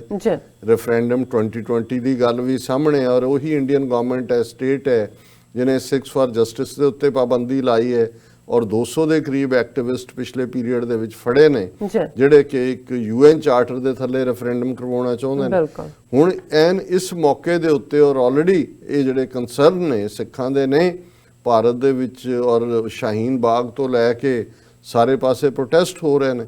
ਸੋ ਇਸ ਸਾਰੇ ਚੋਂ ਇਹ ਮੈਨੂੰ ਇਵੇਂ ਲੱਗਦਾ ਹੈ ਕਿ ਜਿੱਥੇ ਇਹ $2.5 ਬਿਲੀਅਨ 2.6 ਬਿਲੀਅਨ ਦੀ ਮਿਲਟਰੀ ਹੈਲੀਕਾਪਟਰ ਡੀਲ ਹੈ ਜਾਂ ਟ੍ਰੇਡ ਡੀਲ ਵੀ ਸਾਈਨ ਟੈਰਿਫ ਦੇ ਮੁੱਦੇ ਤੇ ਹੋਏਗੀ, ਪਰ ਇਹ ਇੰਡੀਆ ਨੇ ਵਿਜ਼ਿਟ ਬੈਗ ਕੀਤੀ ਹੈ ਤਾਂ ਕਿ ਅਮਰੀਕਨ ਪ੍ਰੈਜ਼ੀਡੈਂਟ ਉੱਥੇ ਜਾ ਕੇ ਉਹ ਆਲਰੇਡੀ ਇੱਥੇ ਵੀ ਕਹਿ ਰਿਹਾ ਮੋਦੀ ਮਾਈ ਫਰੈਂਡ ਔਰ ਉਹਦਾ ਵਾਈਟ ਹਾਊਸ ਦਾ ਪ੍ਰੈਸ ਸੈਕਟਰੀ ਕਹਿ ਰਿਹਾ ਜੋ ਉਹਨੇ ਅਹਿਮਦਾਬਾਦ ਹੋਮ ਸਟੇਟ ਹੈ ਮੋਦੀ ਦੀ and that is a great state ਜਿੱਥੋਂ ਮਹਾਤਮਾ ਗਾਂਧੀ ਨਿਕਲਿਆ। ਇਹ ਗਾਂਧੀ ਨੂੰ ਫੋਲੋ ਕਰ ਰਿਹਾ ਹੈ ਮੋਦੀ, ਜਾਂ ਜਿਹੜਾ ਕਹਿ ਰਿਹਾ ਜੀ ਇਹ ਪਲੂਰਲਿਜ਼ਮ ਔਰ ਗ੍ਰੇਟ ਡੈਮੋਕ੍ਰੇਸੀ। ਸੋ ਮੈਂ ਸਮਝਦਾ ਵੀ ਇਹ ਇਵੇਂ ਹੀ ਹੈ ਕਿਉਂਕਿ ਅਮਰੀਕਾ ਨੂੰ ਲੌਂਗ ਟਰਮ ਜਿਹੜਾ ਟਰੰਪ ਦਾ ਵੀ ਏਜੰਡਾ ਹੈ ਇਸਲਾਮੋਫੋਬੀਆ ਹੀ ਨਹੀਂ ਲਾਕੇ ਇੰਟਾਈ ਇਸਲਾਮ ਜ਼ੀਨੋਫੋਬੀਆ ਸਾਰਾ ਕੁਝ ਉਹਦੇ 'ਚ ਵੀ ਫਿੱਟ ਬੈਠਦਾ ਹੈ ਔਰ ਇਸ ਸਾਰੇ ਚੋਂ ਅਲਟੀਮੇਟਲੀ ਇਹੀ ਕੁਛ ਇਹਨਾਂ ਨੇ ਇਹ ਇੰਡੀਆ ਨੂੰ ਮੋਰ ਮੋਦੀ ਗਵਰਨਮੈਂਟ ਨੂੰ ਫੇਸ ਦੇਣ ਦਾ, ਔਰ ਉਹ ਆਪਣੇ ਲੋਕਾਂ ਨੂੰ ਦੱਸ ਹੁਣ ਜਿਹੜੀ ਡਿਫੀਟ ਵੀ ਦਿੱਲੀ ਦੇ ਵਿੱਚ ਹੈ, ਅਦਰਵਾਈਜ਼ ਵੀ ਜਿਹੜਾ ਉਹਨਾਂ ਦਾ ਇਸ ਵੇਲੇ ਚਿਹਰਾ ਹੈ ਇਕਨੋਮਿਕਲ ਹਾਲਤ ਜੋ ਹੈਗੀ ਹੈ ਉਹਨਾਂ ਦੀ ਜਿਹੜੀ ਓਵਰਆਲ GDP ਰੇਟ ਹੈ ਉਹ ਬਹੁਤ ਥੱਲੇ ਚਲਾ ਗਿਆ ਹੈ। ਔਰ ਈਵਨ ਉਹ ਇੰਡਸਟਰੀਜ਼ ਜਿਵੇਂ ਅੱਜ ਹੀ ਮੈਂ NDTV ਦਾ ਇੱਕ ਪ੍ਰੋਗਰਾਮ ਦੇਖ ਰਿਹਾ ਸੀ, ਐਗ ਇੰਡਸਟਰੀ ਜਿਹੜੀ ਬਹੁਤ ਵੱਡੀ ਹੈ ਦੁਨੀਆ ਦੇ ਵਿੱਚ, ਸ਼ਾਇਦ ਫਸਟ ਸ਼ਾਇਦ ਚਾਈਨਾ ਹੈ, ਫਿਰ ਭਾਰਤ ਹੈ ਦੁਨੀਆ ਦੇ ਵਿੱਚ। ਪੋਲਟਰੀ ਇੰਡਸਟਰੀ ਹੈ ਉਹਨਾਂ ਦਾ ਇੰਨਾ ਬੁਰਾ ਹਾਲ ਹੈ, ਬੰਦ ਹੋ ਰਹੇ ਨੇ ਕਿਉਂਕਿ ਉਹਨਾਂ ਨੇ ਜਿਹੜੇ ਉਹਨਾਂ ਦੀ ਫੀਡ ਹੁੰਦੀ ਹੈ ਕੁਕੜੀਆਂ ਦੀ ਜਾਂ ਚਿਕਨ ਦੀ, ਉਹਨੂੰ ਉਹਦੇ 'ਚ ਕੁਛ ਪੈਂਦਾ ਹੈ ਪ੍ਰੋਟੀਨ ਹੈ ਜਾਂ ਕਿ ਉਹ ਇੱਕਦਮ ਉਹਦੇ ਭਾਅ ਚੁੱਕ ਦਿੱਤੇ ਨੇ, ਉਹਦੇ ਥੱਲੇ ਐਗਸ ਦਾ ਪ੍ਰਾਈਸ ਅਪ ਚਲਾ ਗਿਆ ਔਰ ਮਾਰਕੀਟ ਦੇ ਵਿੱਚ ਹੋਲਸੇਲ 'ਚ ਉਹੀ ਪ੍ਰਾਈਸ ਹੈ। ਅਦਰਵਾਈਜ਼ ਨਾ ਉਹਦਾ ਕੰਜ਼ਿਊਮਰ ਨੂੰ ਫਾਇਦਾ ਹੈ ਨਾ ਉਹਦਾ ਪ੍ਰੋਡਿਊਸਰ ਨੂੰ ਹੈ, ਵਿਚਾਲੇ ਸਾਰੇ ਜਿਹੜੇ ਨੇ ਉਹ ਉਹਦੇ 'ਚੋਂ ਪ੍ਰੋਫਿਟ ਖਾ ਰਹੇ ਨੇ। ਔਰ ਉਹਦੇ ਤੇ ਪੂਰਾ ਇੱਕ ਫੀਚਰ ਸੀ ਕਿ ਕਿੰਨਾ ਬੁਰਾ ਹਾਲ ਹੈ। ਸੋ ਇਸ ਵੇਲੇ ਉਹਨਾਂ ਦਾ ਇਕਨੋਮਿਕਲ ਡਿਜ਼ਾਸਟਰ ਹੈ, ਸੁਸਾਇਟੀ ਟੁੱਟੀ ਹੋਈ ਹੈ, ਬਦਨਾਮੀ ਥਾਂ ਥਾਂ ਹੀ ਹੋ ਰਹੀ ਹੈ, ਕਸ਼ਮੀਰ ਦਾ ਮੁੱਦਾ ਹਾਈਲਾਈਟ ਹੋ ਰਿਹਾ ਹੈ। ਔਰ ਇਹਨਾਂ ਸਾਰਿਆਂ ਦੇ ਵਿੱਚ ਜਿਵੇਂ ਜ਼ਾਹਰ ਹੈ ਕਿ ਸਿੱਖਾਂ ਦੀ ਆਜ਼ਾਦੀ ਦੀ ਗੱਲ ਹੈ, ਸੋ ਇਹ ਸਾਰਾ ਹੀ ਜਿਹੜਾ ਦੌਰਾ ਹੈ ਇਹ ਇਹਨਾਂ ਨੇ ਬੈਗ ਕਰਕੇ ਲਿਆ ਹੈ। ਔਰ ਇਸ ਗੱਲ ਦੇ ਮੱਦੇਨਜ਼ਰ ਅਸੀਂ ਸਮਝਦੇ ਹਾਂ ਕਿ ਟਰੰਪ ਨੂੰ ਮੈਸੇਜ ਦੇਣਾ ਵੀ ਹਾਲਾਂ ਹਕੂਮਤਾਂ ਨੇ ਇਹਨਾਂ ਦੇ ਆਪਣੇ ਇੰਟਰਸਟ ਨੇ, ਜੋ ਕਰਨਾ ਉਹੀ ਕਰਨਾ ਹੈ, ਲੇਕਿਨ ਫਿਰ ਵੀ ਕੁਝ ਚੀਜ਼ਾਂ ਹਿਸਟੋਰੀਕਲ ਹੁੰਦੀਆਂ। ਔਰ ਸਿੱਖ ਕੌਮ ਨੇ ਜਿਹੜਾ ਕਦੇ ਵੀ, ਅਸੀਂ ਉਸ ਤੋਂ ਪਹਿਲਾਂ ਵੀ ਜਦੋਂ ਓਬਾਮਾ ਗਿਆ ਆਪਣੀ ਵਿਜ਼ਿਟ ਦੇ ਵੇਲੇ, ਉਸ ਤੋਂ ਪਹਿਲਾਂ ਬੁਸ਼ ਗਿਆ, ਅਸੀਂ ਕੈਂਪੇਨ ਅਖਬਾਰਾਂ ਦੇ ਵਿੱਚ ਵੀ ਚਲਾਉਂਦੇ ਰਹੇ, ਰੈਲੀਜ਼ ਵੀ ਕਰਦੇ ਰਹੇ, ਉਹਨਾਂ ਨੂੰ ਕਾਂਗਰਸਮੈਨ ਵੀ ਲਿਖਦੇ ਰਹੇ। ਔਰ ਇਸ ਵਾਰ ਕਿਉਂਕਿ ਇਹਦੀ ਵਿਜ਼ਿਟ ਜਿਹੜੀ ਹੈ ਫੋਰਥਕਮਿੰਗ 24 ਔਰ 25 ਫਰਵਰੀ ਨੂੰ ਹੈ, ਸਿੱਖਸ ਫਾਰ ਜਸਟਿਸ ਨੇ ਵਾਈਟ ਹਾਊਸ ਦੇ ਬਾਹਰ ਲੈਫੈਟ ਪਾਰਕ ਦੇ ਵਿੱਚ 18 ਫਰਵਰੀ ਨੂੰ, ਯਾਨੀ ਕਿ ਜਿਹੜਾ ਕਮਿੰਗ ਟਿਊਜ਼ਡੇ ਹੋਏਗਾ, ਦੁਪਹਿਰੇ 12:30 ਤੋਂ 2:30-3 ਵਜੇ ਤੱਕ ਇੱਕ ਪ੍ਰੈਸ ਕਾਨਫਰੰਸ ਜਿਹੜਾ ਇੱਕ ਰੈਲੀ ਦੀ ਸ਼ੇਪ 'ਚ ਹੋਏਗਾ ਉਹ ਰੱਖੀ ਹੈ, ਜਿਹਨੂੰ ਅਸੀਂ ਜਿਹੜਾ ਜ਼ਰੂਰ ਕਵਰ ਵੀ ਕਰਾਂਗੇ, ਉਹਦੇ 'ਚ ਆਪਣੀ ਸ਼ਿਰਕਤ ਵੀ ਕਰਾਂਗੇ। ਔਰ ਅਸੀਂ ਇਹ ਅਪੀਲ ਵੀ ਕਰਾਂਗੇ ਕਿ ਭਾਈ ਇਹ ਠੀਕ ਹੈ ਕਿ ਕੁਝ ਚੀਜ਼ਾਂ ਮਜਬੂਰੀ ਨੇ, ਅਸੀਂ ਬਹੁਤ ਸਾਰੇ ਫਰੰਟ ਇੱਕੋ ਵੇਲੇ ਨਹੀਂ ਖੋਲ੍ਹਣਾ ਚਾਹੁੰਦੇ, but at the same time ਜਦੋਂ ਹਕੂਮਤਾਂ ਜਾਂ ਇਸ ਕਿਸਮ ਦੇ ਰਜੀਮ ਜਿਹੜੇ ਕਿ ਬਿਲਕੁਲ ਹਿਊਮਨ ਰਾਈਟਸ, ਇਨਸਾਨੀਅਤ, ਇਸ ਸਾਰਿਆਂ ਨੂੰ ਡਾਲਰਾਂ ਦੇ ਬਰਾਬਰ ਤੋਲ ਰਹੇ ਹੋਣ ਜਾਂ ਸਿਆਸੀ ਹਿੱਤਾਂ ਲਈ ਇਨਸਾਨੀ ਹਕੂਕ ਕੁਰਬਾਨ ਕਰ ਰਹੇ ਹੋਣ, ਤੇ ਘੱਟੋ ਘੱਟ ਜਿਵੇਂ ਉਹ ਸਾਡੇ ਬਜ਼ੁਰਗ ਕਹਿੰਦੇ ਹੁੰਦੇ ਸੀ ਕਿ ਵੀ ਜੇ ਚੋਰ ਚੋਰੀ ਤੋਂ ਨਹੀਂ ਹਟਦਾ ਤੇ ਚੌਕੀਦਾਰ ਹੋਕਾ ਦੇਣੋਂ ਕਿਉਂ ਹਟ ਜਾਏ। ਸੋ ਉਹਨੇ ਹੋਕਾ ਦੇਣਾ, ਉਹਨੇ ਵਾਰਨ ਕਰਨਾ ਹੈ, ਜਾਗਤੇ ਰਹੋ। ਸੋ ਅਸੀਂ ਇਹ ਸਮਝਦੇ ਹਾਂ ਕਿ ਵੀ ਇਹ ਇੱਕ ਇੰਪੋਰਟੈਂਟ ਹੈ ਰੈਲੀ, ਔਰ ਸਾਰਿਆਂ ਨੂੰ ਅਸੀਂ ਅਪੀਲ ਵੀ ਕਰਾਂਗੇ ਕਿ ਇਸ ਦੇ ਵਿੱਚ ਵੱਧ ਤੋਂ ਵੱਧ ਸ਼ਮੂਲੀਅਤ ਕਰੋ। ਹਾਲਾਂ ਇਸ ਦਾ ਮੋਰ ਫੋਕਸ ਤਾਂ ਮੀਡੀਆ ਟਾਈਪ ਰੈਲੀ ਹੈ, ਲੇਕਿਨ ਜਿਵੇਂ ਵੀ ਆਰਗੇਨਾਈਜ਼ਰਸ ਸਿੱਖਸ ਫਾਰ ਜਸਟਿਸ ਨੇ ਪਲਾਨ ਕੀਤਾ ਹੈ, ਅਸੀਂ ਇਸ ਮੂਵ ਨੂੰ ਸਪੋਰਟ ਵੀ ਕਰਦੇ ਹਾਂ ਕਿਉਂਕਿ ਇਹ ਜ਼ਰੂਰੀ ਹੈ ਫॉर द ਸੇਕ ਆਫ द ਹਿਸਟਰੀ।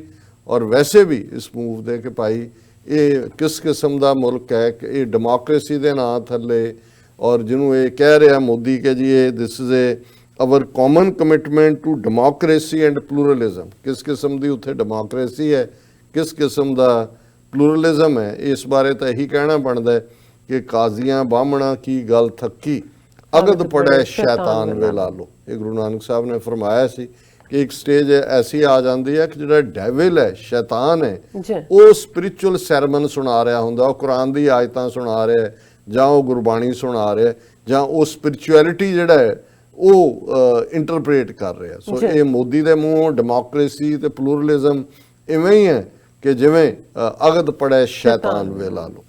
ਜੀ ਡਾਕਟਰ ਸਾਹਿਬ, ਤੁਹਾਡਾ ਬਹੁਤ-ਬਹੁਤ ਸ਼ੁਕਰੀਆ। ਤੁਸੀਂ ਪਹਿਲਾ ਇਸ਼ੂ ਸਾਡੇ ਦਰਸ਼ਕਾਂ ਨਾਲ ਸਾਂਝਾ ਕੀਤਾ। ਇੱਥੇ ਲੈਣੇ ਆਪਣੇ ਬ੍ਰੇਕ ਤੋਂ ਪਹਿਲਾਂ ਅਸੀਂ ਆਪਣੇ ਦਰਸ਼ਕਾਂ ਤੇ ਸਰੋਤਿਆਂ ਨੂੰ ਹਮੇਸ਼ਾ ਤਰ੍ਹਾਂ ਅਪੀਲ ਤੇ ਬੇਨਤੀ ਕਰਦੀ ਹਾਂ ਵਿਊਅਰਸ, ਜਿਸ ਤਰ੍ਹਾਂ ਕਿ ਤੁਸੀਂ ਜਾਣਦੇ ਹੋ ਕਿ TV 84 ਇੱਕ ਪੰਥਕ ਚੈਨਲ ਹੈ। TV 84 ਸਿੱਖਾਂ, ਕਸ਼ਮੀਰੀਆਂ ਅਤੇ ਭਾਰਤੀਆਂ ਨਾਰਥ ਈਸਟ ਸਟੇਟਾਂ ਦੇ ਲੋਕਾਂ ਦੇ ਸਵੈ ਨਿਰਣੇ ਦੇ ਹੱਕਾਂ ਦਾ ਹਾਮੀ ਹੈ। ਅਸੀਂ ਚਾਹਾਂਗੇ ਕਿ ਤੁਸੀਂ TV 84 ਦੀ ਚੜ੍ਹਦੀ ਕਲਾ ਲਈ ਵੱਧ ਤੋਂ ਵੱਧ ਡੋਨੇਟ ਕਰੋ। ਡੋਨੇਟ ਕਰਨ ਲਈ ਸਾਡੀ ਵੈਬਸਾਈਟ tv84.tv ਤੇ ਜਾ ਕੇ ਪੇਪਲ ਦੀ ਵਰਤੋਂ ਕਰਕੇ ਵਨ ਟਾਈਮ ਡੋਨੇਟ ਕਰ ਸਕਦੇ ਹੋ, ਮੰਥਲੀ ਡੋਨੇਟ ਵੀ ਕਰ ਸਕਦੇ ਹੋ। ਤੁਸੀਂ TV84 ਦੇ ਨਾਮ ਤੇ ਚੈੱਕ ਬਣਾ ਕੇ ਸਾਨੂੰ ਮੇਲ ਵੀ ਕਰ ਸਕਦੇ ਹੋ ਸਾਡੇ ਇਸ ਪਤੇ ਤੇ 36-01 37th Avenue, Long Island City, New York 11101 USA, ਜਾਂ ਫਿਰ ਤੁਸੀਂ ਸਾਨੂੰ ਫੋਨ ਰਾਹੀਂ ਵੀ ਸੰਪਰਕ ਕਰ ਸਕਦੇ ਹੋ ਸਾਡੇ ਫੋਨ ਨੰਬਰ ਤੇ 5164060694। Thank you so much viewers. ਵਿਚਾਰਾਂ ਦਾ ਸਿਲਸਿਲਾ ਇਸ ਤਰ੍ਹਾਂ ਹੀ ਚੱਲਦਾ ਰਹੇਗਾ। ਮਿਲਦੇ ਹਾਂ ਛੋਟੇ ਜਿਹੇ ਬ੍ਰੇਕ ਤੋਂ ਬਾਅਦ।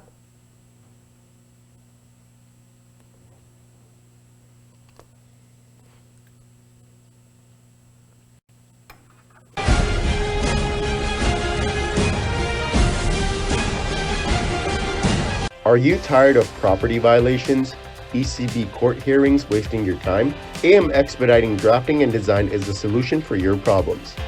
AM Expediting Drafting and Design offers services that range from architectural drawings to expediting services to DOB, FDNY, and other agencies. Or visit their location at 116-15 Myrtle Avenue in Richmond Hill. Call AM Expediting Drafting and Design now at 718-725-0059. ਕੀ ਤੁਸੀਂ ਰੋਜ਼ਾਨਾ ਕੰਮ ਤੇ ਆਪਣਾ ਵਧੇਰੇ ਸਮਾਂ ਬਿਤਾਉਣ ਤੋਂ ਪਰੇਸ਼ਾਨ ਹੋ? ਆਪਣੀ ਪੂੰਜੀ ਨੂੰ ਕੰਮ ਤੇ ਲਗਾਓ, ਸਾਡੇ ਨਾਲ ਇਨਵੈਸਟ ਕਰੋ। ਅਸੀਂ ਤੁਹਾਡੀ ਪੂੰਜੀ ਤੋਂ ਤੁਹਾਡੇ ਲਈ ਵਧੇਰੇ ਪੈਸੇ ਬਣਾ ਸਕਦੇ ਹਾਂ। ਅਸੀਂ ਪ੍ਰਾਈਵੇਟ ਇਕੁਇਟੀ ਇਨਵੈਸਟਮੈਂਟ ਫਰਮ ਹਾਂ ਤੇ ਕਮਰਸ਼ੀਅਲ ਰੀਅਲ ਏਸਟੇਟ ਵਿੱਚ ਮਾਹਿਰ ਹਾਂ। Property management, leasing, asset management, commercial real estate investment ਵਿੱਚ ਸਾਰੀਆਂ ਸੇਵਾਵਾਂ ਲਈ ਅਮਰੀਕਾ ਭਰ ਵਿੱਚੋਂ ਤੁਸੀਂ ਸਾਡੇ ਤੱਕ ਪਹੁੰਚ ਕਰ ਸਕਦੇ ਹੋ।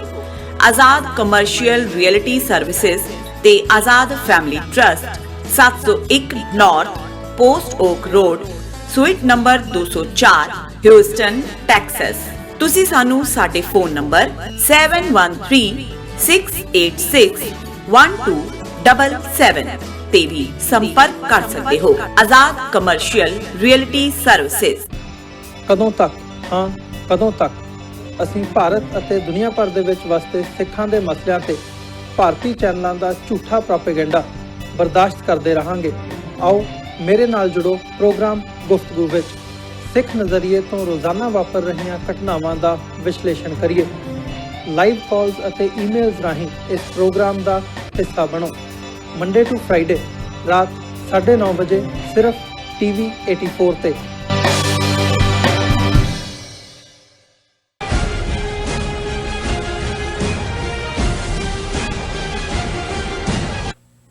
ਦਰਸ਼ਕੋ, ਬ੍ਰੇਕ ਤੋਂ ਬਾਅਦ ਤੁਹਾਡਾ ਸਭ ਦਾ ਭਰਪੂਰ ਸਵਾਗਤ ਹੈ। ਹੁਣ ਆਪਾਂ ਗੱਲਬਾਤ ਕਰਾਂਗੇ ਕਿ ਭਾਰਤ ਦਾ ਸਿਸਟਮ ਕਿਸ ਤਰ੍ਹਾਂ ਦਾ ਬਣਦਾ ਜਾ ਰਿਹਾ ਹੈ। ਕਿ ਬੀਜੇਪੀ ਦੇ ਇੱਕ ਆਗੂ ਨੇ ਕਿਹਾ ਹੈ ਕਿ ਜੋ ਆਮ ਆਦਮੀ ਪਾਰਟੀ ਦਾ ਜੋ ਦਿੱਲੀ ਦੀਆਂ ਚੋਣਾਂ ਸਨ, ਉਹਨਾਂ ਦਾ ਜਿੱਤਣ ਦਾ ਕਾਰਨ ਇਹ ਸੀ ਕਿ ਉਹਨਾਂ ਨੇ ਹਨੂਮਾਨ ਚਾਲੀਸਾ ਪੜ੍ਹਿਆ ਸੀ। ਸੋ ਇਸ ਉੱਪਰ ਆਪਾਂ ਡਾਕਟਰ ਸਾਹਿਬ ਕੋਲੋਂ ਉਹਨਾਂ ਦੇ ਵਿਚਾਰ ਸੁਣਨ ਜਾ ਰਹੇ ਹਾਂ। ਬਟ ਅਸੀਂ ਇੱਕ ਖਬਰ ਤੁਹਾਡੇ ਨਾਲ ਸਾਂਝੀ ਕਰ ਦੇਣਾ ਚਾਹੁੰਦੇ ਹਾਂ ਕਿ ਜੋ ਸ਼ਾਹੀਨ ਬਾਗ ਦਾ ਜੋ ਰੰਗ ਹੈ ਉਹ ਲੁਧਿਆਣੇ ਵਿੱਚ ਵੀ ਚੜਿਆ। ਸੋ ਉੱਥੇ ਸੈਂਕੜਿਆਂ ਦੀ ਗਿਣਤੀ ਵਿੱਚ ਜੋ CAA ਦੇ ਜੋ ਕਾਨੂੰਨ ਹੈ ਉਸ ਦੇ ਖਿਲਾਫ ਜੋ ਧਰਨੇ ਰੱਖੇ ਗਏ ਨੇ, ਉਸ ਵਿੱਚ ਸੈਂਕੜਿਆਂ ਦੀ ਗਿਣਤੀ ਵਿੱਚ ਜੋ ਲੋਕਾਂ ਨੇ ਉਸ ਵਿੱਚ ਸ਼ਿਰਕਤ ਕੀਤੀ। ਸੋ ਉਸ ਵਿੱਚ ਹਿੰਦੂ, ਮੁਸਲਮਾਨ ਔਰ ਸਿੱਖ, ਈਸਾਈ ਸਭ ਉਸ ਧਰਨੇ ਵਿੱਚ ਸ਼ਾਮਲ ਨੇ। ਸੋ ਹੁਣ ਆਪਾਂ ਡਾਕਟਰ ਸਾਹਿਬ ਕੋਲੋਂ ਉਹਨਾਂ ਦੇ ਵਿਚਾਰ ਸੁਣਦੇ ਹਾਂ। ਜੀ ਡਾਕਟਰ ਸਾਹਿਬ, ਸੋ ਕੀ ਕਹਿਣਾ ਚਾਹੋਗੇ? ਦੇਖੋ, ਕੱਲ ਸਾਡਾ ਪਹਿਲਾ ਸੈਗਮੈਂਟ ਦਿੱਲੀ ਚੋਣਾਂ ਦਾ ਜਿਹੜਾ ਹੈ ਉਹ ਚੀਰਫਾੜ ਸੀ ਕਿ ਕੀ ਹੈ ਸਾਰਾ। ਬਿਲਕੁਲ। ਔਰ ਉਹਦੇ 'ਚ ਅਸੀਂ ਇਹੀ ਕਿਹਾ ਸੀ ਕਿ ਵੀ ਇਹ ਲੜਾਈ ਤਾਂ ਰਾਮ ਵਰਸਸ ਹਨੂਮਾਨ ਸੀ, ਰਾਮਚੰਦਰ ਦੀ ਹਨੂਮਾਨ ਨਾਲ ਸੀ। ਜੀ। ਕਿਉਂਕਿ ਬੀਜੇਪੀ ਦਾ ਨਾਰਾ ਜੈ ਸ਼੍ਰੀ ਰਾਮ ਹੈ। ਉਹ ਜਿੱਥੇ ਵੀ ਇਕੱਠੇ ਹੁੰਦੇ ਸੀ ਜੈ ਸ਼੍ਰੀ ਰਾਮ, ਗੁੰਡਾਗਰਦੀ ਕਰਦੇ ਨੇ ਤਾਂ ਵੀ ਜੈ ਸ਼੍ਰੀ ਰਾਮ। ਬਿਲਕੁਲ। ਔਰ ਅਰਵਿੰਦ ਕੇਜਰੀਵਾਲ ਨੇ TV ਚੈਨਲ ਦੇ ਉੱਤੇ ਬੈਠ ਕੇ ਵੀ ਹਨੂਮਾਨ ਚਾਲੀਸਾ ਸੁਣਾਇਆ। ਕਾਗਜ਼ ਭਰਨ ਤੋਂ ਪਹਿਲਾਂ ਨੋਮੀਨੇਸ਼ਨ ਪੇਪਰ ਵੀ ਹਨੂਮਾਨ ਦੇ ਮੰਦਿਰ ਗਿਆ, ਫਿਰ ਵਾਪਸ ਆ ਕੇ ਵੀ ਗਿਆ, ਜਿੱਤ ਕੇ ਵੀ ਗਿਆ। ਤੇ ਜਿਹੜੀ ਉਹਦੀ ਵਿਕਟਰੀ ਸਪੀਚ ਸੀ ਉਹਦੇ 'ਚ ਵੀ ਉਹਨੇ ਕਿਹਾ ਕਿ ਜੀ ਹਨੂਮਾਨ ਜੀ ਨੇ ਦਿੱਲੀ ਪਰ ਕਿਰਪਾ ਕਰਦੀ ਔਰ ਜੈ ਹਨੂਮਾਨ, ਨਾਲ ਹੀ ਵੰਦੇ ਮਾਤਰਮ। ਸੋ ਅਸੀਂ ਇਹ ਕਿਹਾ ਸੀ ਕਿ ਇਹ ਜਿਹੜੀ ਜਿੱਤ ਹੈ ਇਹ ਹਨੂਮਾਨ ਨੇ ਰਾਮ ਨੂੰ ਚਿੱਤ ਕੀਤਾ। ਤੇ ਸਾਡੇ ਰੈਗੂਲਰ ਵਿਊਅਰ ਨੇ ਭਾਈ ਬਾਜ ਸਿੰਘ ਪੰਜਾਬ 'ਚ ਬੈਠੇ, ਉਹਨਾਂ ਨੇ ਇੱਕ ਬੜਾ ਸੋਹਣਾ ਕਿਹਾ। ਉਹਨਾਂ ਨੇ ਕਿਹਾ ਜੀ ਬੇਸ਼ੱਕ ਜਿੱਤਿਆ ਹਨੂਮਾਨ ਹੈ ਪਰ ਹਨੂਮਾਨ ਹਮੇਸ਼ਾ ਰਾਮ ਜੀ ਦੀ ਸ਼ਰਨ ਦੇ ਵਿੱਚ ਹੀ ਰਹਿੰਦਾ ਹੈ। ਤੇ ਮੈਨੂੰ ਇਹ ਕਮੈਂਟ ਬਹੁਤ ਚੰਗਾ ਲੱਗਾ ਕਿਉਂਕਿ ਅਲਟੀਮੇਟਲੀ ਜਿਹੜੇ ਕੁਝ ਸਾਡੇ ਵੀਰਾਂ ਨੇ ਕਿਹਾ ਕਿ ਵੀ ਆਮ ਆਦਮੀ ਪਾਰਟੀ ਸੀ ਟੀਮ ਹੈ ਹਿੰਦੂਤਵਾ ਦੀ, ਕਿਉਂਕਿ ਕਾਂਗਰਸ ਬੀ ਟੀਮ ਬਣੀ ਹੋਈ ਹੈ। ਬਿਲਕੁਲ। ਤੇ ਉਹ ਜਿਹੜਾ ਹੁਣ ਬੇਸ਼ੱਕ ਹਨੂਮਾਨ ਵੀ ਹੈ, ਹਨੂਮਾਨ ਤਾਂ ਉਹ ਜਿਹੜਾ ਉਹ ਰਾਮ ਦੇ ਲਈ ਹੈ, ਔਰ ਉਹਦੇ ਤੋਂ ਹੀ ਉਹ ਸਾਰਾ ਬਣਿਆ ਹੋਇਆ ਕਿ ਭਾਈ ਕੀ ਹੈ, ਉਹ ਹੈ ਤਾਂ ਥੋੜਾ ਜਿਹਾ ਇਹਦੇ ਚ ਵਲਗੈਰਿਟੀ ਵੀ ਆ ਜਾਂਦੀ ਹੈ, ਬਟ ਇੱਕ ਕਹਾਣੀ ਹੈ ਕਿ ਵੀ ਕਿਸੇ ਦੀ ਔਰਤ ਚਲੀ ਗਈ ਔਰ ਉਹ ਜਿਹੜਾ ਰਾਮ ਜੀ ਦੇ ਮੰਦਿਰ ਦੇ ਵਿੱਚ ਜਾ ਕੇ ਜਿਹੜਾ ਉਹ ਕਰ ਰਿਹਾ ਪੂਜਾ, ਕੋਲੋਂ ਕੋ ਹੋਰ ਲੰਘ ਰਿਹਾ ਸੀ। ਉਹਨੇ ਪੁੱਛਿਆ, ਉਹਨੇ ਕਿਹਾ ਜੀ ਕਾਹਦਾ ਤੂੰ ਕਰਕੇ ਆਇਆ ਪੂਜਾ? ਕਹਿੰਦਾ ਜੀ ਮੇਰੀ ਇਸਤਰੀ ਚਲੀ ਗਈ ਹੈ ਕੋਈ, ਤੇ ਮੈਂ ਉਹ ਕਹਿੰਦਾ ਵੀ ਇਹ ਤਾਂ ਵਿਚਾਰੇ ਦੀ ਆਪਣੀ ਜਦੋਂ ਚਲੀ ਗਈ ਸੀ ਉਦੋਂ ਹਨੂਮਾਨ ਲਿਆਇਆ ਸੀ ਵੀ ਹਨੂਮਾਨ ਦਾ ਮੰਦਿਰ ਅੱਗੇ ਹੈ, ਅੱਗੇ ਜਾ ਕੇ ਪੂਜਾ। ਸੋ ਮਤਲਬ ਇਹ ਹੈ ਵੀ ਇਨ ਦਾ ਐਂਡ ਆਫ ਦਾ ਡੇ, ਔਰ ਹਾਲਾਂਕਿ ਇਹ ਹੋਰ ਵੀ ਇੱਕ ਦਿਲਚਸਪ ਕੰਟੈਸਟ ਹੈ, ਜਿਸ ਕੰਟੈਸਟ ਅਸੀਂ ਗੱਲ ਕਰ ਰਹੇ ਹਾਂ ਹਨੂਮਾਨ ਦੇ ਹਵਾਲੇ ਨਾਲ। ਹੁਣ ਹਨੂਮਾਨ ਦਾ ਸੰਬੰਧ ਬਾਂਦਰਾਂ ਨਾਲ ਹੈ, ਬਾਂਦਰ ਕਲੈਨ ਨਾਲ।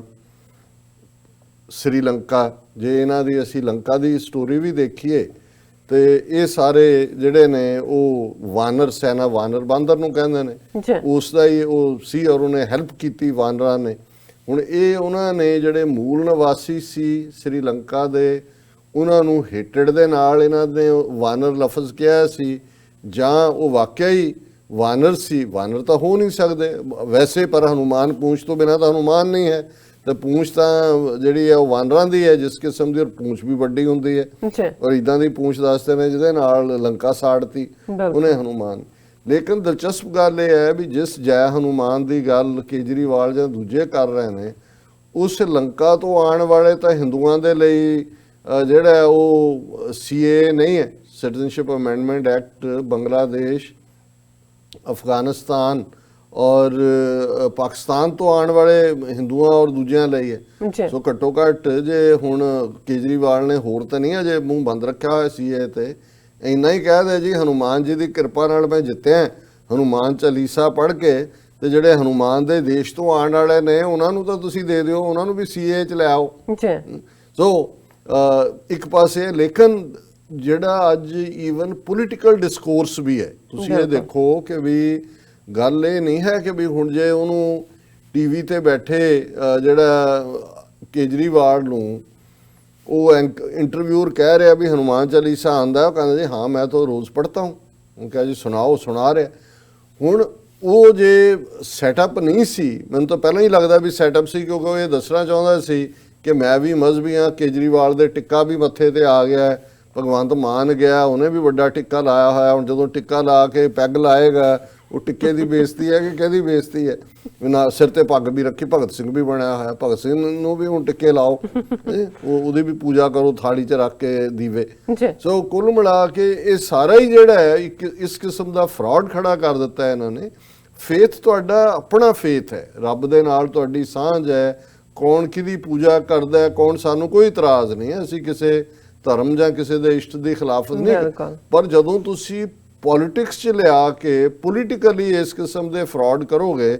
ਔਰ ਅੱਜ ਇਹ ਸਟੇਟਮੈਂਟ ਰਵਿੰਦਰ ਰੈਣਾ, ਜੰਮੂ ਕਸ਼ਮੀਰ ਦੀ BJP ਦਾ ਪ੍ਰੈਜ਼ੀਡੈਂਟ ਹੈ, ਪ੍ਰੈਸ ਕਾਨਫਰੰਸ ਜਦੋਂ ਉਹਨੂੰ ਪੁੱਛਿਆ ਕਿ ਜੀ ਇਹ ਤੁਹਾਡੀ ਤਾਂ ਦਿੱਲੀ ਦੇ ਵਿੱਚ ਡਿਫੀਟ ਹੋਈ ਆਮ ਆਦਮੀ ਪਾਰਟੀ, ਜਿਹੜੀ ਉਹਦੀ ਐਗਜ਼ੈਕਟ ਸਟੇਟਮੈਂਟ ਹੈ ਉਹਦੇ 'ਚੋਂ ਕਹਿ ਰਿਹਾ ਹੈ Kejriwal won the Delhi polls because of Hanuman ji as he recited the Hanuman Chalisa and was blessed by Lord Hanuman. Otherwise he would not have won. ਉਹਨੇ ਕਿਹਾ ਜੋ ਜਿਤਨਾ ਨਹੀਂ ਸੀ ਉਹਨੇ ਤਾਂ ਹਨੂਮਾਨ ਚਾਲੀਸਾ ਪੜ੍ਹਿਆ। ਫਿਰ ਉਹਨੂੰ ਪੱਤਰਕਾਰਾਂ ਨੇ ਪੁੱਛਿਆ ਕਿ ਵੀ ਜੇ ਇਹੀ ਗੱਲ ਸੀ, asked why the BJP was not blessed despite chanting ਜੈ ਸ਼੍ਰੀ ਰਾਮ। ਉਹਨੇ ਕਿਹਾ ਜੀ BJP ਨੂੰ ਵੀ ਇਹਦਾ ਮਤਲਬ ਵੀ ਰਾਮ ਦੀ ਕੋਈ ਤਾਕਤ ਹੀ ਨਹੀਂ ਹੈ। ਕਹਿੰਦਾ ਨਹੀਂ, ਉਹ ਕਹਿੰਦਾ ਕਿ ਵੀ ਰਾਮ ਜੀ ਦੀ ਜਿਹੜੀ ਤਾਕਤ ਹੈ ਨਾ ਉਹ ਪਾਰਲੀਮੈਂਟਰੀ ਚੋਣਾਂ ਵੇਲੇ ਸੀ, ਉਹਦੇ 'ਚ ਕਿਉਂਕਿ ਕਰੋੜਾਂ ਲੋਕਾਂ ਨੇ ਜੈ ਸ਼੍ਰੀ ਰਾਮ ਕਿਹਾ। He said party won the parliament elections with a thumping majority across the country because lakhs of party workers chanted the name of Lord Rama repeatedly, ਕਿ ਉਹਨਾਂ ਨੇ ਬਾਰ-ਬਾਰ ਉਹਦਾ ਨਾਮ ਲਿਆ, ਇਸ ਲਈ ਜਿਹੜਾ ਉਹਨਾਂ ਨੇ ਜਿੱਤਿਆ। ਔਰ ਫਿਰ ਉਹਨੇ ਕਿਹਾ ਕਿ following the party's landslide win for second term, Kejriwal thanked Lord Hanuman and chanted Bharat Mata ki jai and Vande Mataram. ਇਹ BJP ਚੀਫ ਕਹਿ ਰਿਹਾ। ਹੁਣ ਇਹ ਤੋਂ ਤੁਸੀਂ ਅੰਦਾਜ਼ਾ ਲਾਓ ਕਿ ਉੱਥੇ ਕਿਸ ਕਿਸਮ ਦਾ ਡਿਸਕੋਰਸ ਹੈ ਜੀ ਔਰ ਅਸੀਂ ਕਿੱਥੇ ਫਿੱਟ ਹੁੰਦੇ। ਬਿਲਕੁਲ। ਔਰ ਇੱਕ ਪਾਸੇ ਤਾਂ ਹਿੰਦੂਤਵਾ ਦਾ ਇਹ ਜਿਹੜਾ ਡਿਸਕੋਰਸ ਔਰ ਨੌਨਸੈਂਸ ਜਿਹੜੀ ਹੈ ਉਹਨੂੰ ਸੈਂਸ ਬਣਾਏ ਜਾ ਰਿਹਾ। ਵੈਸੇ ਵੀ ਗਾਂ ਦਾ ਮੂਤਰ ਵੀ ਵਿਕਦਾ ਹੈ, ਗੋਹਾ ਵੀ ਵਿਕਦਾ ਹੈ, ਗਾਂ ਦਾ ਮੂਤਰ ਉਹਨਾਂ ਦੇ ਪੋਸਟ ਆਫਿਸਿਸ ਦੂਜੇ ਤੀਜੇ ਵੇਚਦੇ ਨੇ, ਇਲਾਜ ਵੀ ਸਾਰਾ ਉਹਦੇ ਨਾਲ ਹੋਣ ਲੱਗ ਗਿਆ, ਕੈਂਸਰ ਵੀ ਠੀਕ ਹੋ ਜਾਂਦਾ ਹੈ। ਉਹ ਇੱਕ MP ਨੇ ਉਹਨਾਂ ਦੀ ਨੇ ਕਿਹਾ ਸੀ ਕਿ ਗੋਹਾ ਕਾਰਾਂ ਨੂੰ ਮਲ ਦਿਓ, ਜੇ ਨਿਊਕਲੀਅਰ ਜੰਗ ਹੋਈ ਤਾਂ ਜਿਹੜੀ ਰੇਡੀਏਸ਼ਨ ਹੈ ਉਹ ਅੰਦਰ ਨਹੀਂ ਆ ਸਕਦੀ। ਲੇਕਿਨ ਦੂਸਰੇ ਪਾਸੇ ਜਿਹੜੀਆਂ ਇਸਲਾਮਿਕ ਜਾਂ ਮਾਈਨੋਰਿਟੀਜ਼ ਦੀਆਂ ਇੰਸਟੀਟਿਊਸ਼ਨਸ ਨੇ ਜਾਂ ਉਹਨਾਂ ਦੇ ਫੇਥ ਨੇ ਜਾਂ ਉਹਨਾਂ ਦੀਆਂ ਜਿਹੜੀਆਂ ਨੇ ਸੈਮੀਨਰੀਜ਼ ਨੇ ਜੀ ਉਹਨਾਂ ਨੂੰ ਕਿਵੇਂ ਬਦਨਾਮ ਕੀਤਾ ਜਾ ਰਿਹਾ, ਕਿਸ ਹੱਦ ਤੱਕ ਜਾ ਕੇ ਅੱਜ ਹੀ ਜਿਹੜਾ ਗਿਰੀਰਾਜ ਇਹਨਾਂ ਦਾ ਸੈਂਟਰਲ ਮਿਨਿਸਟਰ ਹੈ ਉਹਨੇ ਅੱਜ ਬਿਆਨ ਦਿੱਤਾ ਹੈ, Islamic seminary Deoband is Gangotri of terrorism. ਹੁਣ ਇਹ ਜਿਹੜੀ ਦਿਓਬੰਦ ਸਿਲਸਿਲਾ ਹੈ ਇਹ ਇੱਕ ਸਦੀਆਂ ਤੋਂ ਜਿਹੜਾ ਜਿਹਦੇ ਚੋਂ ਇਸਲਾਮਿਕ ਥਾਟ ਦੇ ਨਾਲ ਜੁੜਿਆ ਹੋਇਆ, ਕਿਉਂਕਿ ਇਹ ਬਰੇਲਵੀ ਦਿਓਬੰਦੀ ਇਹ ਇਹਨਾਂ ਦੇ ਉਹਨਾਂ ਨੂੰ ਇਹ ਕਹਿ ਰਿਹਾ ਕਿ ਵੀ ਮੈਂ ਇਹ these people are not against CA, they are against India, this is a kind of Khilafat movement. ਉਹਨੇ ਕਿਹਾ ਜੀ ਇਹ ਜਿਹੜੇ CA ਦੇ ਖਿਲਾਫ ਕਰ ਰਹੇ ਨੇ ਜੀ ਇਹ ਜਿਹੜੇ ਨੇ ਇਹ ਇੰਡੀਆ ਦੇ ਖਿਲਾਫ ਨੇ। ਔਰ ਜਿਵੇਂ 1920 'ਚ ਖਿਲਾਫਤ ਮੂਵਮੈਂਟ ਖੜੀ ਹੋਈ ਸੀ ਖਲੀਫੇ ਦੇ ਹੱਕ 'ਚ, ਉਸ ਟਾਈਪ ਦੀ। ਔਰ ਕਹਿੰਦਾ ਮੈਂ ਬਾਰ-ਬਾਰ ਕਹਿ ਰਿਹਾ ਕਿ ਆਤੰਕਵਾਦ ਦੀ ਗੰਗੋਤਰੀ, ਅਸਲ 'ਚ ਗੰਗੋਤਰੀ ਹੈ ਜਿਹੜੀ ਜਿੱਥੋਂ ਗੰਗਾ ਸ਼ੁਰੂ ਹੁੰਦੀ ਹੈ, ਗੰਗਾ ਦਰਿਆ ਜੀ ਉਹ ਇਹ ਤਾਂ ਸ਼ਿਵ ਜੀ ਦੀਆਂ ਜਟਾਵਾਂ 'ਚੋਂ ਸ਼ੁਰੂ ਕਰਦੇ ਨੇ, ਉਹਨੂੰ ਗੰਗੋਤਰੀ ਕਹਿੰਦੇ ਨੇ ਕਿ ਜਿੱਥੋਂ ਰਿਵਰ ਦੀ ਬਿਗਨਿੰਗ ਹੁੰਦੀ ਹੈ। ਸੋ ਇਹ ਕਹਿ ਰਿਹਾ ਕਿ ਜਿਹੜੀ ਦਹਿਸ਼ਤਗਰਦੀ ਇਸਲਾਮ ਦੀ ਹੈ ਉਹਦੀ ਬਿਗਨਿੰਗ ਹੀ ਦਿਓਬੰਦ ਤੋਂ ਹੁੰਦੀ ਹੈ ਔਰ ਇਹ ਗੰਗੋਤਰੀ ਹੈ। ਜੀ ਔਰ ਇੱਕ ਪਾਸੇ ਤਾਂ ਇਹਨਾਂ ਦੇ ਮਿਨਿਸਟਰ ਇਸ ਹੱਦ ਤੱਕ ਜਾ ਕੇ ਜਿਹੜਾ ਹੈ ਉਹ ਇਸਲਾਮ ਨੂੰ ਔਰ ਉਹਨਾਂ ਦੀਆਂ ਇੰਸਟੀਟਿਊਸ਼ਨਸ ਨੂੰ ਬਦਨਾਮ ਕਰਨ ਤੇ ਲੱਗੇ ਹੋਏ ਨੇ।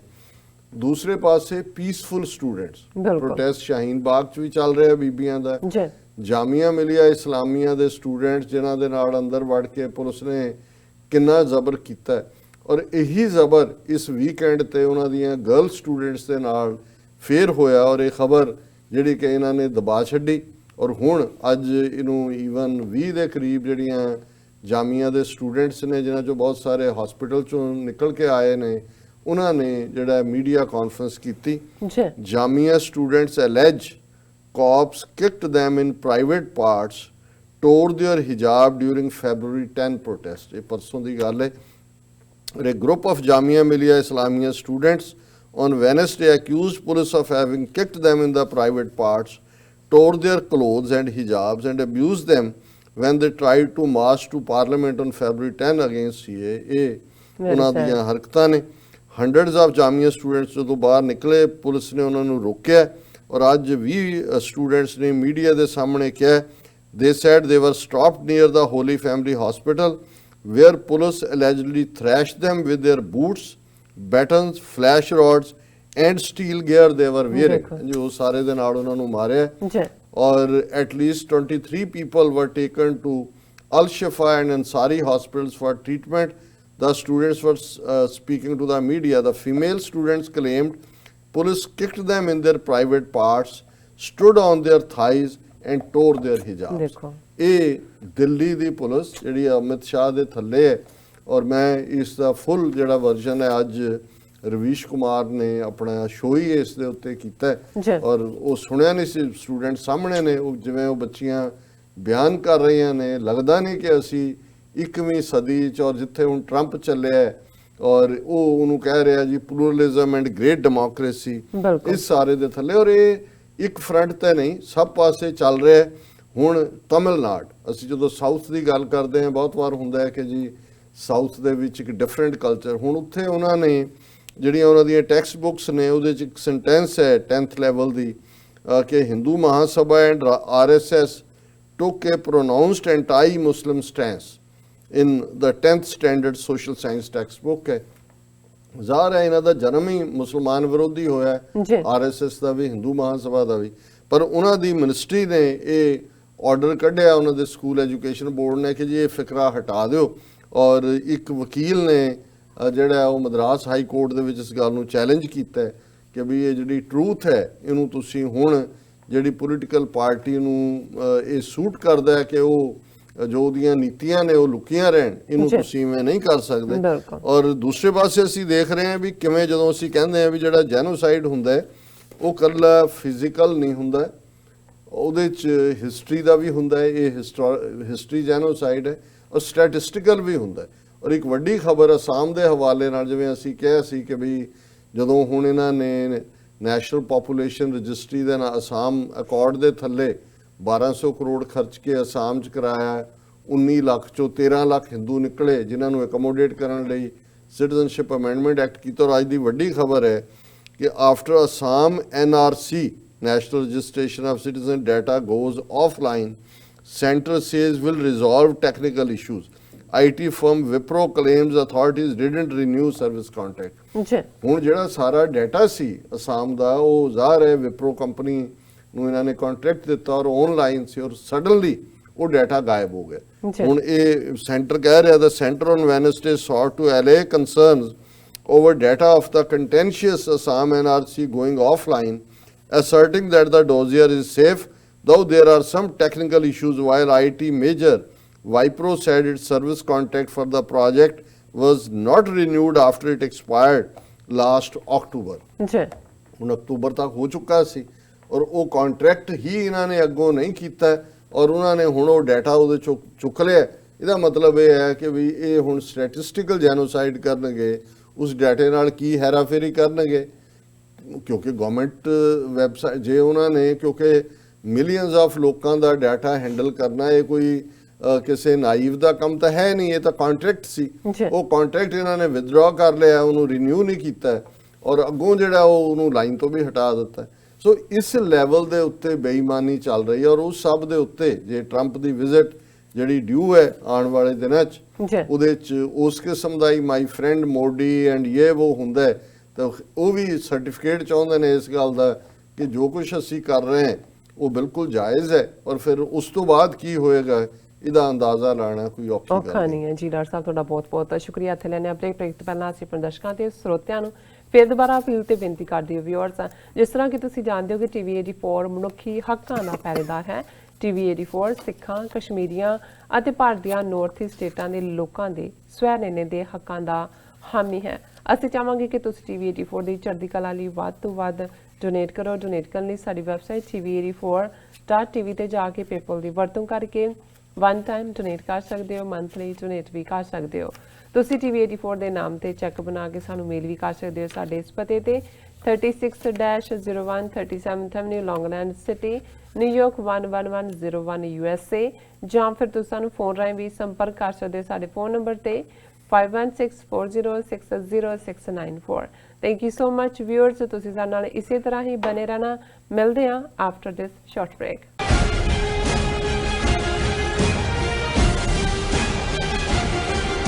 ਕੀ ਤੁਸੀਂ ਆਪਣੇ ਟੈਕਸਸ ਨੂੰ ਲੈ ਕੇ ਚਿੰਤਤ ਹੋ? ਤੁਸੀਂ ਆਪਣੀ ਕਮਾਈ ਲਈ ਮਿਹਨਤ ਕਰਦੇ ਹੋ, ਭਾਵੇਂ ਤੁਸੀਂ ਨੌਕਰੀ ਵਿੱਚ ਹੋਵੋ ਜਾਂ ਆਪਣਾ ਬਿਜ਼ਨਸ ਚਲਾਉਂਦੇ ਹੋ। ਜਦੋਂ ਟੈਕਸ ਭਰਨ ਦਾ ਸਮਾਂ ਆਉਂਦਾ ਤਾਂ ਤੁਹਾਨੂੰ ਇੱਕ ਭਰੋਸੇਯੋਗ ਟੈਕਸ ਅਕਾਊਂਟੈਂਟ ਦੀ ਲੋੜ ਹੈ ਜੋ ਟੈਕਸ ਬੈਲੈਂਸ ਦਾ ਤੁਹਾਡੇ ਪੱਖ ਵਿੱਚ ਜਾਣਾ ਯਕੀਨੀ ਬਣਾਵੇ। ਸਿਆਟਲ ਦੀ ਜਾਣੀ ਪਛਾਣੀ company accurate accountants and taxes ਤੁਹਾਡੀ ਸੇਵਾ ਵਿੱਚ ਹਾਜ਼ਰ ਹੈ। ਅਸੀਂ ਹਰ ਤਰ੍ਹਾਂ ਦੇ ਟੈਕਸ ਭਰਨ ਵਿੱਚ ਤੁਹਾਡੀ ਮਦਦ ਕਰਾਂਗੇ। ਟੈਕਸ ਸੰਬੰਧੀ ਕਿਸੇ ਵੀ ਤਰ੍ਹਾਂ ਦੇ ਸਵਾਲ ਲਈ ਅੱਜ ਹੀ ਸਾਡੇ ਤੱਕ ਪਹੁੰਚ ਕਰੋ। Accurate accountants and Texas. Are you tired of property violations, ECB court hearings wasting your time? AM Expediting Drafting and Design is the solution for your problems. AM Expediting Drafting and Design offers services that range from architectural drawings to expediting services to DOB, FDNY, and other agencies. Or visit their location at 116-15 Myrtle Avenue in Richmond Hill. Call AM Expediting Drafting and Design now at 718-725-0059. ਕੀ ਤੁਸੀਂ ਰੋਜ਼ਾਨਾ ਕੰਮ ਤੇ ਆਪਣਾ ਵਧੇਰੇ ਸਮਾਂ ਬਿਤਾਉਣ ਤੋਂ ਪਰੇਸ਼ਾਨ ਹੋ? ਆਪਣੀ ਪੂੰਜੀ ਨੂੰ ਕੰਮ ਤੇ ਲਗਾਓ, ਸਾਡੇ ਨਾਲ ਇਨਵੈਸਟ ਕਰੋ। ਅਸੀਂ ਤੁਹਾਡੀ ਪੂੰਜੀ ਤੋਂ ਤੁਹਾਡੇ ਲਈ ਵਧੇਰੇ ਪੈਸੇ ਬਣਾ ਸਕਦੇ ਹਾਂ। ਅਸੀਂ ਪ੍ਰਾਈਵੇਟ ਇਕੁਇਟੀ ਇਨਵੈਸਟਮੈਂਟ ਫਰਮ ਹਾਂ ਤੇ ਕਮਰਸ਼ੀਅਲ ਰੀਅਲ ਏਸਟੇਟ ਵਿੱਚ ਮਾਹਿਰ ਹਾਂ। Property management, leasing, asset management, commercial real estate investment ਵਿੱਚ ਸਾਰੀਆਂ ਸੇਵਾਵਾਂ ਲਈ ਅਮਰੀਕਾ ਭਰ ਵਿੱਚੋਂ ਤੁਸੀਂ ਸਾਡੇ ਤੱਕ ਪਹੁੰਚ ਕਰ ਸਕਦੇ ਹੋ। ਆਜ਼ਾਦ ਕਮਰਸ਼ੀਅਲ ਰੀਅਲਟੀ ਸਰਵਿਸਿਜ਼ ਤੇ Azad family trust, 701 north post okay road, suite number 204, Houston, Texas. ਤੁਸੀਂ ਸਾਨੂੰ ਸਾਡੇ ਫੋਨ ਨੰਬਰ 7136861277 ਤੇ ਵੀ ਸੰਪਰਕ ਕਰ ਸਕਦੇ ਹੋ। ਆਜ਼ਾਦ ਕਮਰਸ਼ੀਅਲ ਰੀਅਲਟੀ ਸਰਵਿਸਿਜ਼।